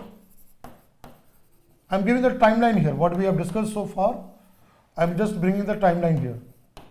So Brundtland Commission report, right? The Brundtland Commission report on sustainable development. On this sustainable development, our common future. So that was in 1987. This we have discussed so far. This I have discussed in the classroom here. Stockholm Conference 1972, Nairobi Summit 1982, proposal to set up a commission, Brundtland Commission 1984. The report came in 1987, which talked about sustainable development. Now there were a number of recommendations were there, right? There were suggestions and recommendations.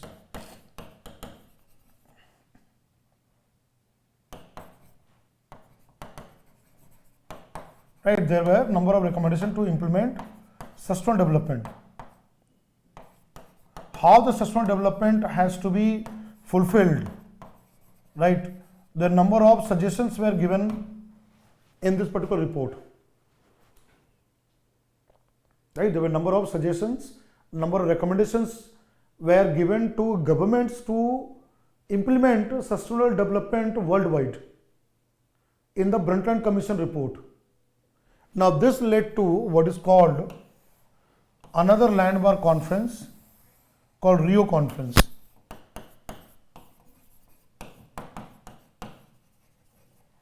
Right? This led to the another very important conference called Rio Conference. Right? Rio Conference, which is also called Earth Summit. It's also called as a Rio Earth Summit. Many times you will come across this name Rio Earth Summit, right? Which was held in 1992 in Brazil. Or you can say here, this is also like a Stockholm 20.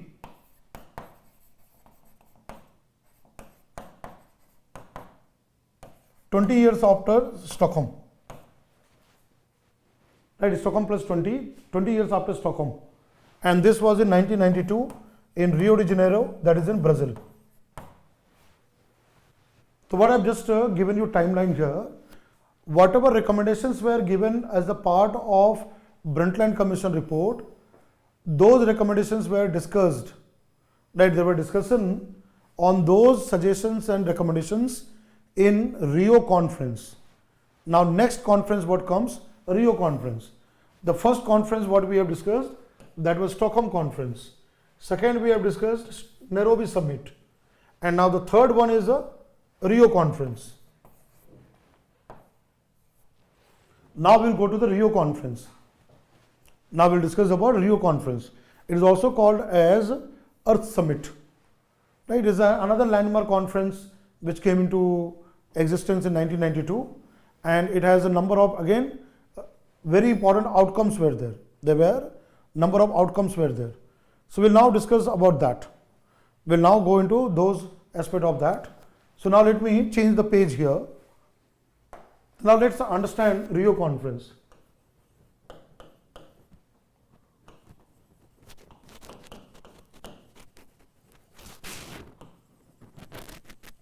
Rio Conference, or it is also called what I mentioned, Rio Earth Summit. See, summit here means where the government comes and have all the discussions there. So Rio Earth Summit, right? During the same conference, right? During the same conference, government also came, right? During the same conference, governments also came together, what we call Earth Summit. It was a sideline of the same conference. Conference, I told, it's a very large one, very big one, where many people come and participate. Governments and non-government both come into the conference. Now during the same conference, the governments came together as a Earth Summit to discuss important matters on environment. Now let's look at outcomes. Now the official name. Now I'm giving you the official name of this conference. Official name of this conference,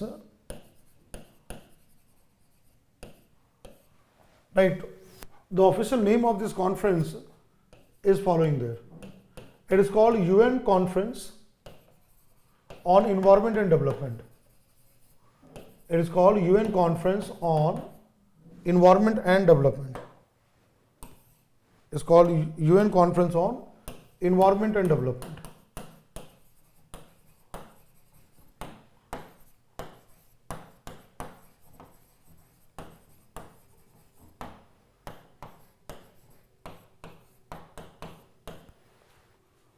What is the official name of this conference? UN Conference on Environment and Development, and it was held in Rio de Janeiro,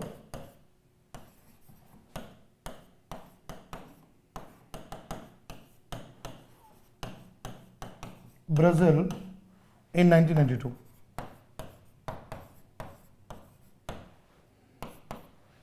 Right? It was held in Rio de Janeiro, 1992. Right? Official name. You have to remember the official name also. Sometimes in the question paper, you may not be given the Rio conference as the name, but in the question paper, you'll have the name UN Conference on Environment and Development. So that refers to 1992 Rio conference, right?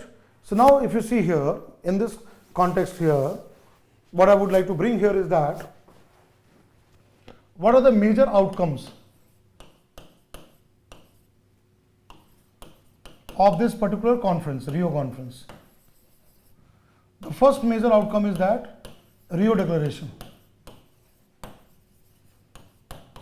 Whenever such a conference is organized by the UN General Assembly, there will be a declaration, Rio Declaration. What is declaration? Is a non-binding kind of a pledge, oath, which the government as a part of moral obligation to fulfill. So Rio Declaration. Now in this one, there are 27 principles are there. Now the principles, 27 guiding principles are the part of the Rio Declaration. Now second, the most important one. The most important aspect of Rio conference or Earth Summit is the Agenda 21. Many times in the current affairs, you'll come across this word Agenda 21. You'll come across Agenda 21. Now what is Agenda 21? 21 here, this 21 signifies 21st century. When this conference was attended by governments in 1992, last century, 20th century. Today we all are in 21st century with the 2000, new millennium began, a new century started.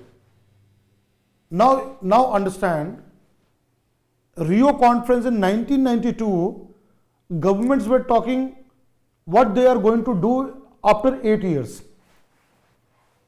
What are the action plan for 21st century? Futuristic, future. So what comes here? Agenda 21. What is Agenda 21? It is basically a blueprint. It is a blueprint of sustainable development. Based on the Brundtland Commission report, it is a blueprint of sustainable development initiatives.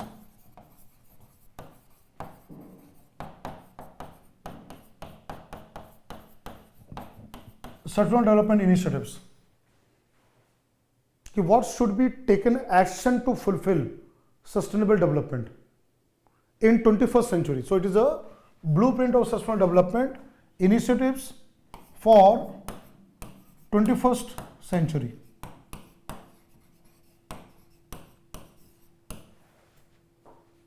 Right? The same century where we are living there. The blueprint, the action plan, you can say action plan. How to meet the sustainability. How to have development along with environment protection. So that's where this particular called Agenda 21 because of the 21st century. Now it is a 500-page document. It divided into number of chapters.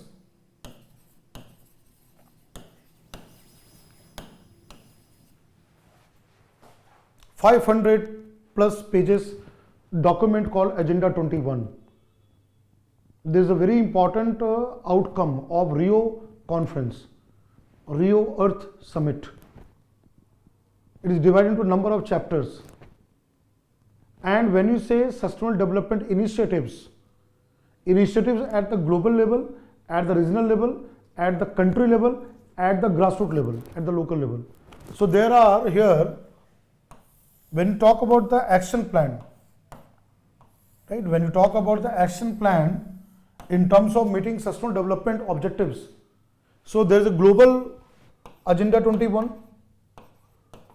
It talks about at the international level, what should be done at the international level. In the same report, 500 pages report of Agenda 21, there are chapters which talk about international initiative of sustainable development, what is called Global Agenda 21. Then it talks about regional, at the regional level. What is called Regional Agenda 21. The same report also talks about at the regional level what should be the action plan to meet sustainable development. Regional here means North America, South America, Africa, Asia. They are called regional level. Then there is something here, guidelines for national level Agenda 21. How at each country can work to meet sustainable development. How each country can work, whether India or China or Brazil or US or Japan or Canada or South Africa or any country, how they can work to fulfill sustainable development. So there is a chapters on National Agenda 21.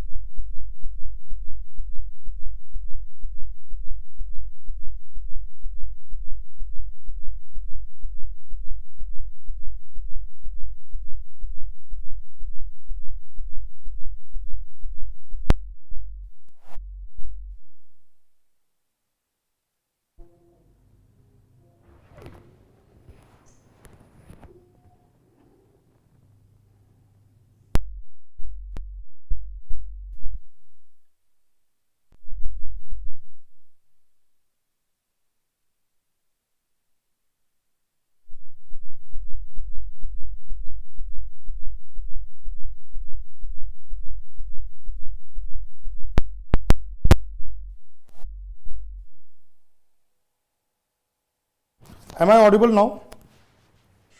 Can you hear me now? Yes, sir. Yeah, I've changed the battery here because the battery got discharged, so I've just changed the battery here. So now tell me, anybody in the classroom where you missed out, where my voice was gone? Anybody can tell me? I've just changed the battery here. So anyone in the classroom can tell me where you missed the sound when I was explaining where you missed the sound there. Local agenda. Okay, the last part, no? I'll explain here. See, Yes. what I mentioned here, let me explain here. See, one by one, I'll go again. Rio Conference 1992, first thing was declaration. I told that declaration is non-binding. If any government does not follow, there is no kind of action, any kind of sanction or thing, but they are obliged to to fulfill the objectives. The 27 principles are there. Then Agenda 21. What is very important? Agenda 21 is based on Brundtland Commission report. Agenda 21 is based on. I have told here that if you see here this one, this timeline what I have given here. Brundtland Commission report in 1987 had recommendations. The certain recommendations, suggestions were there for governments to fulfill. And to discuss this report of Brundtland Commission 1987 report, Our Common Future, UN decided to hold another important conference called Rio Conference in Brazil. So in this conference, what is called UN Conference on Environment and Development, right? Agenda 21. So Agenda 21 is based on Brundtland Commission report. You can understand in this way. Agenda 21 is based on Brundtland Commission report. Now what is the very important here? Why 21 is given? Because the Sustainable Development Initiatives for 21st century. So it is a 500 plus document with number of headings, chapters, which governments have to fulfill. And it is based on Brundtland Commission report. That you have to keep at the back of the mind. Now within this one, there are 4 types of Agenda 21. Global Agenda 21, international level, what the governments have to fulfill. Second, at the regional level, like continent wise, North America, South America, Africa, Asia Pacific. Okay, what should be the action plan for sustainable development? That is called regional Agenda 21. Then what a government can do, individual government or country or nation can do in terms of sustainable development objectives to fulfill the objectives. So there it comes here, National Agenda 21. And this document also give guidelines. It also recommend guidelines. Okay, what can be done at grassroots level? What can be done at the local level in order to meet sustainable development? So that is called Local Agenda 21. So it's a very important one. You will come across in current affairs many times. When you read newspaper, it will give the word Agenda 21. What fact you have to remember? That Agenda 21 first time came in Rio conference. It was brought in Rio conference. Now, what I'll do here, I will now come into another third landmark outcome of Rio conference is that it came out with 3 conventions, 3 international treaties, right? I hope you all have copied it, or I'll just share the green board here. See, please do write all this, because this is just kind of a comprehensive notes which I'm providing you in the classroom here. All right. Agenda 21 is also a report. Let me see your chat box here. Till the people who are writing there.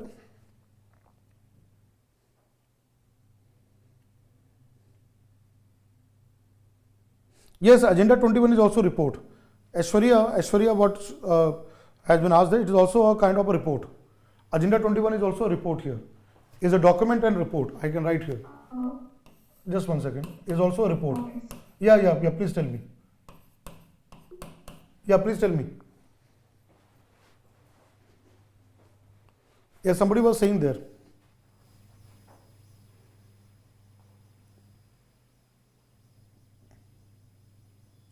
No comment? It is also a report here. Aishwarya was asking that. It is also a report there. All right.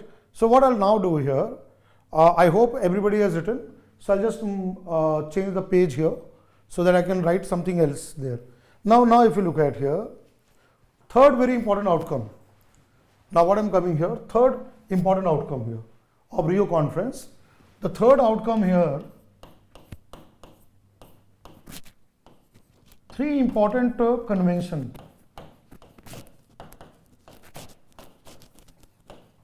What I'm writing here, conventions. What is convention? Is like a multilateral agreement. Conventions is basically, when you talk about, is basically a multilateral agreement where the government sign and they ratify to fulfill the objectives or provisions of such agreement, what we call convention. Right? Now based on Agenda 21, here 3 important kind of conventions were brought, right? They based on Agenda 21. Based on Global Agenda 21 at the global level, right? Based on Global Agenda 21, 3 important conventions were brought. The first convention was, it is called climate change here, UNFCCC. That's what I said, you have to know the background here. First time at international level, an initiative to fight climate change. That is called United Nations Framework Convention on Climate Change, UNFCCC, right? That was brought in 1992 Rio conference. So here this stands for UN Convention, is a UN convention, UN Framework Convention, let me write here. It stands for UN Framework Convention on Climate Change. F stands for Framework Convention. So first time the government decided to take action plan on global warming and climate change, and they came out with a treaty or agreement called UNFCCC, what we call convention, United Nations Framework Convention on Climate Change. And that is an outcome of Agenda 21, based on Agenda 21, based on that was brought there. Second topic which was taken up, that is called CBD, UN Convention on Biological Diversity. That is a convention on biological diversity, on biodiversity. This another very important landmark convention was brought during the Rio conference, or you can say Earth Summit. Biological diversity, CBD. That was another convention which came out there. And the third convention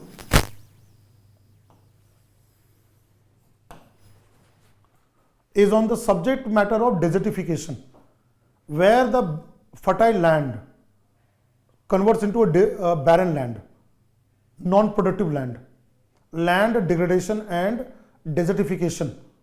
That what there is a convention called UNCCD. What is the name of the third convention? It stands for UN Convention. UN Convention to combat desertification.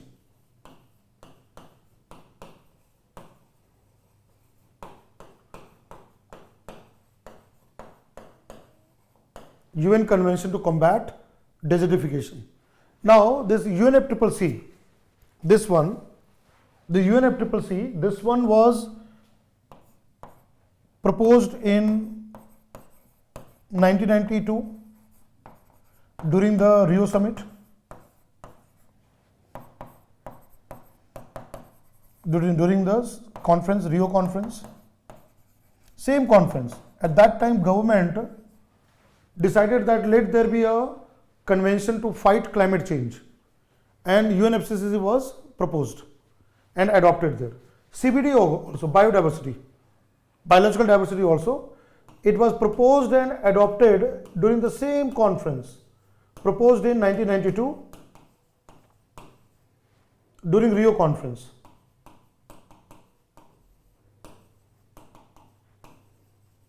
During the same conference, two important conventions, one on the climate change, UNFCCC, another on biological diversity, CBD.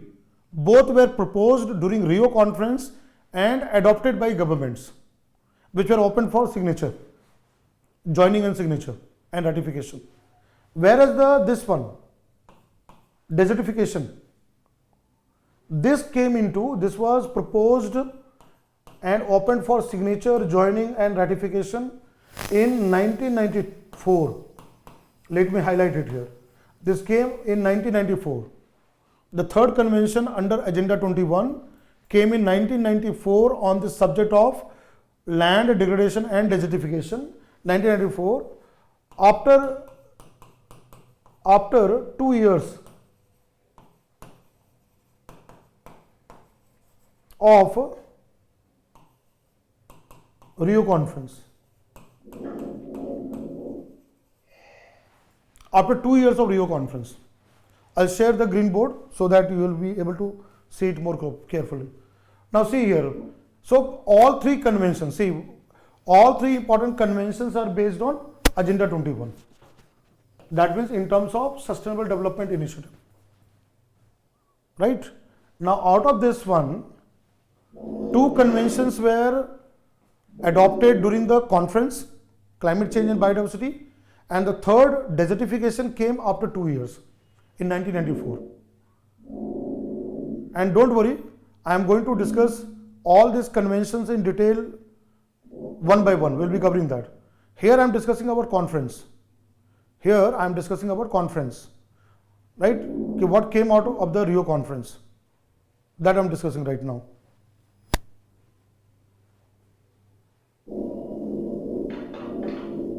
Somebody's sound is coming out there. I don't know, somebody's mic is on.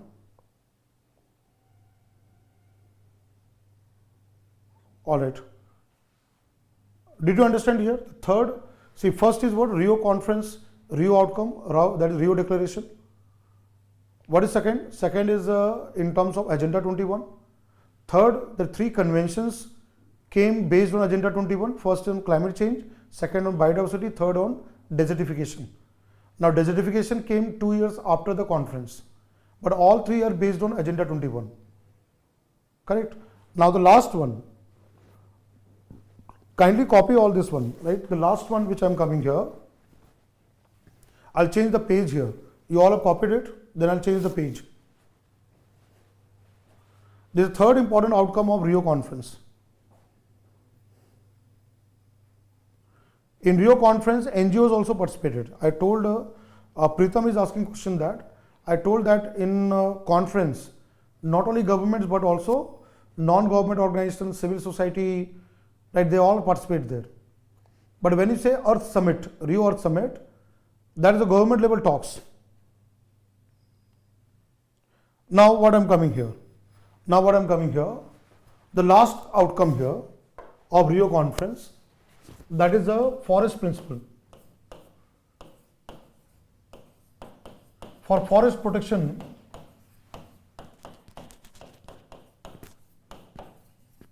right?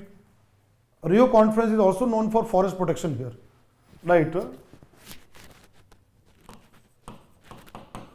So there is an international guiding principles. International guiding principles to protect forest. First time, right? First time at the international level to protect the forest principles were brought. This was not in Stockholm, right? This was not in Stockholm there.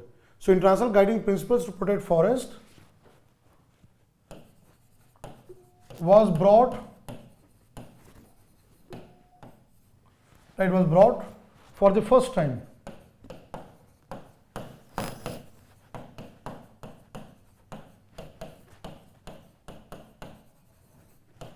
During Rio conference. Now UN has got a body called UN Forum on Forest. Right, these forest principles are implemented by an UN agency called UN, that is called as a UN Forum on Forest.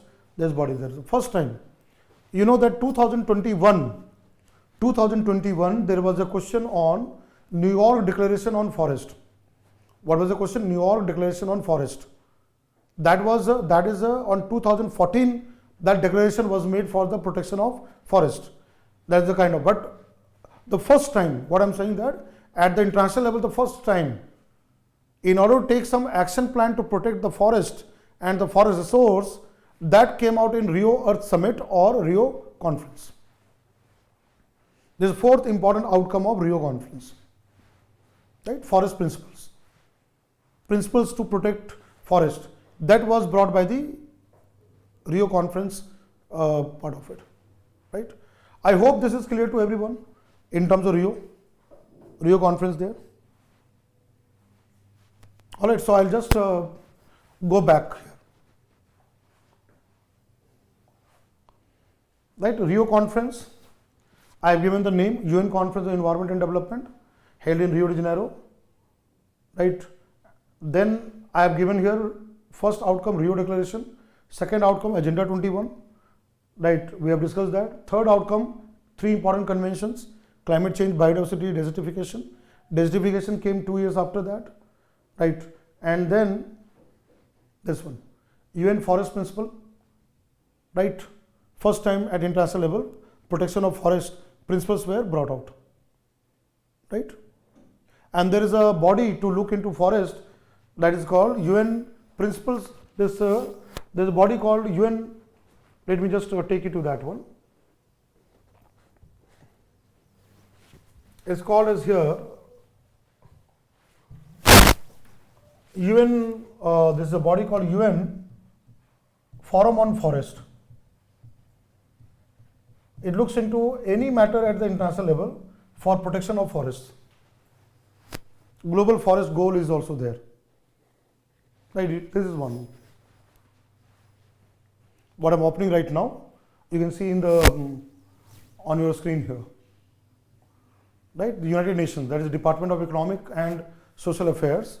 So there is a global forest goal report, right? International Day of Forest, which is celebrated there, that is also given there. So see, remember that in UPSC exam, what is happening now? Now the questions are being asked from such international initiatives, international bodies, right? International conventions and the conference. Now you can see this is the part of it, right? You can see global forest goals, right? There's also been come there. So when you visit such website, see, what is my purpose here is that to teach you the subject. My purpose is that to teach you the subject. You must know the subject. You must know what has evolved over the time on the protection of environment. But in meanwhile, I am taking you to certain website that you have to again go and see there, because maybe a question can be asked. Forest is a very, very important aspect. A question can be asked in the exam. So here you can see here, this is the part of here. Now if you go here, always remember that whenever you go to the home page, you should always read about us. You should always go about that particular initiative there. Whatever the initiative is there, then you should try to learn about that initiative. And this is the agency of the UN which work to implement forest principles. When forest principles were evolved, 1992 Rio conference. And you can see here this one, Global Forest Financing Facility Network. See, nowadays you know that how the UPSC is asking question. Like 2021 New York Declaration on Forest was asked. Because what is happening, I'll tell you that most of the students, they only read popular current affair materials. Right? I have told that in the previous time when I was in Bangalore, I have told you very clearly, don't fall trap by following those kind of current affairs materials of the popular website or coaching institute. There may not be any single question asked in the exam. If you recall, I told you when I was physically there in the classroom. But I know that many of you would not have followed that. Blindly followed those kind of study materials, and then no question came in the exam, 2021 exam. See, what is very important, once you know the syllabus, once you know the things, then you must connect with this kind of area there. Yourself go and navigate to the website and try to see there. Like for example here, the Global Forest Financing Facilitation Network. What if in 2022 prelims exam, if a question comes on this network, it can be asked in the exam. So that approach you have to build, right? This is what you have to say, you have to build here. See, he has given here, this you have to build on that. So a lot of things you will find here. When you go here, about us, right? About us when you go here, so you'll find in this particular every aspect on that.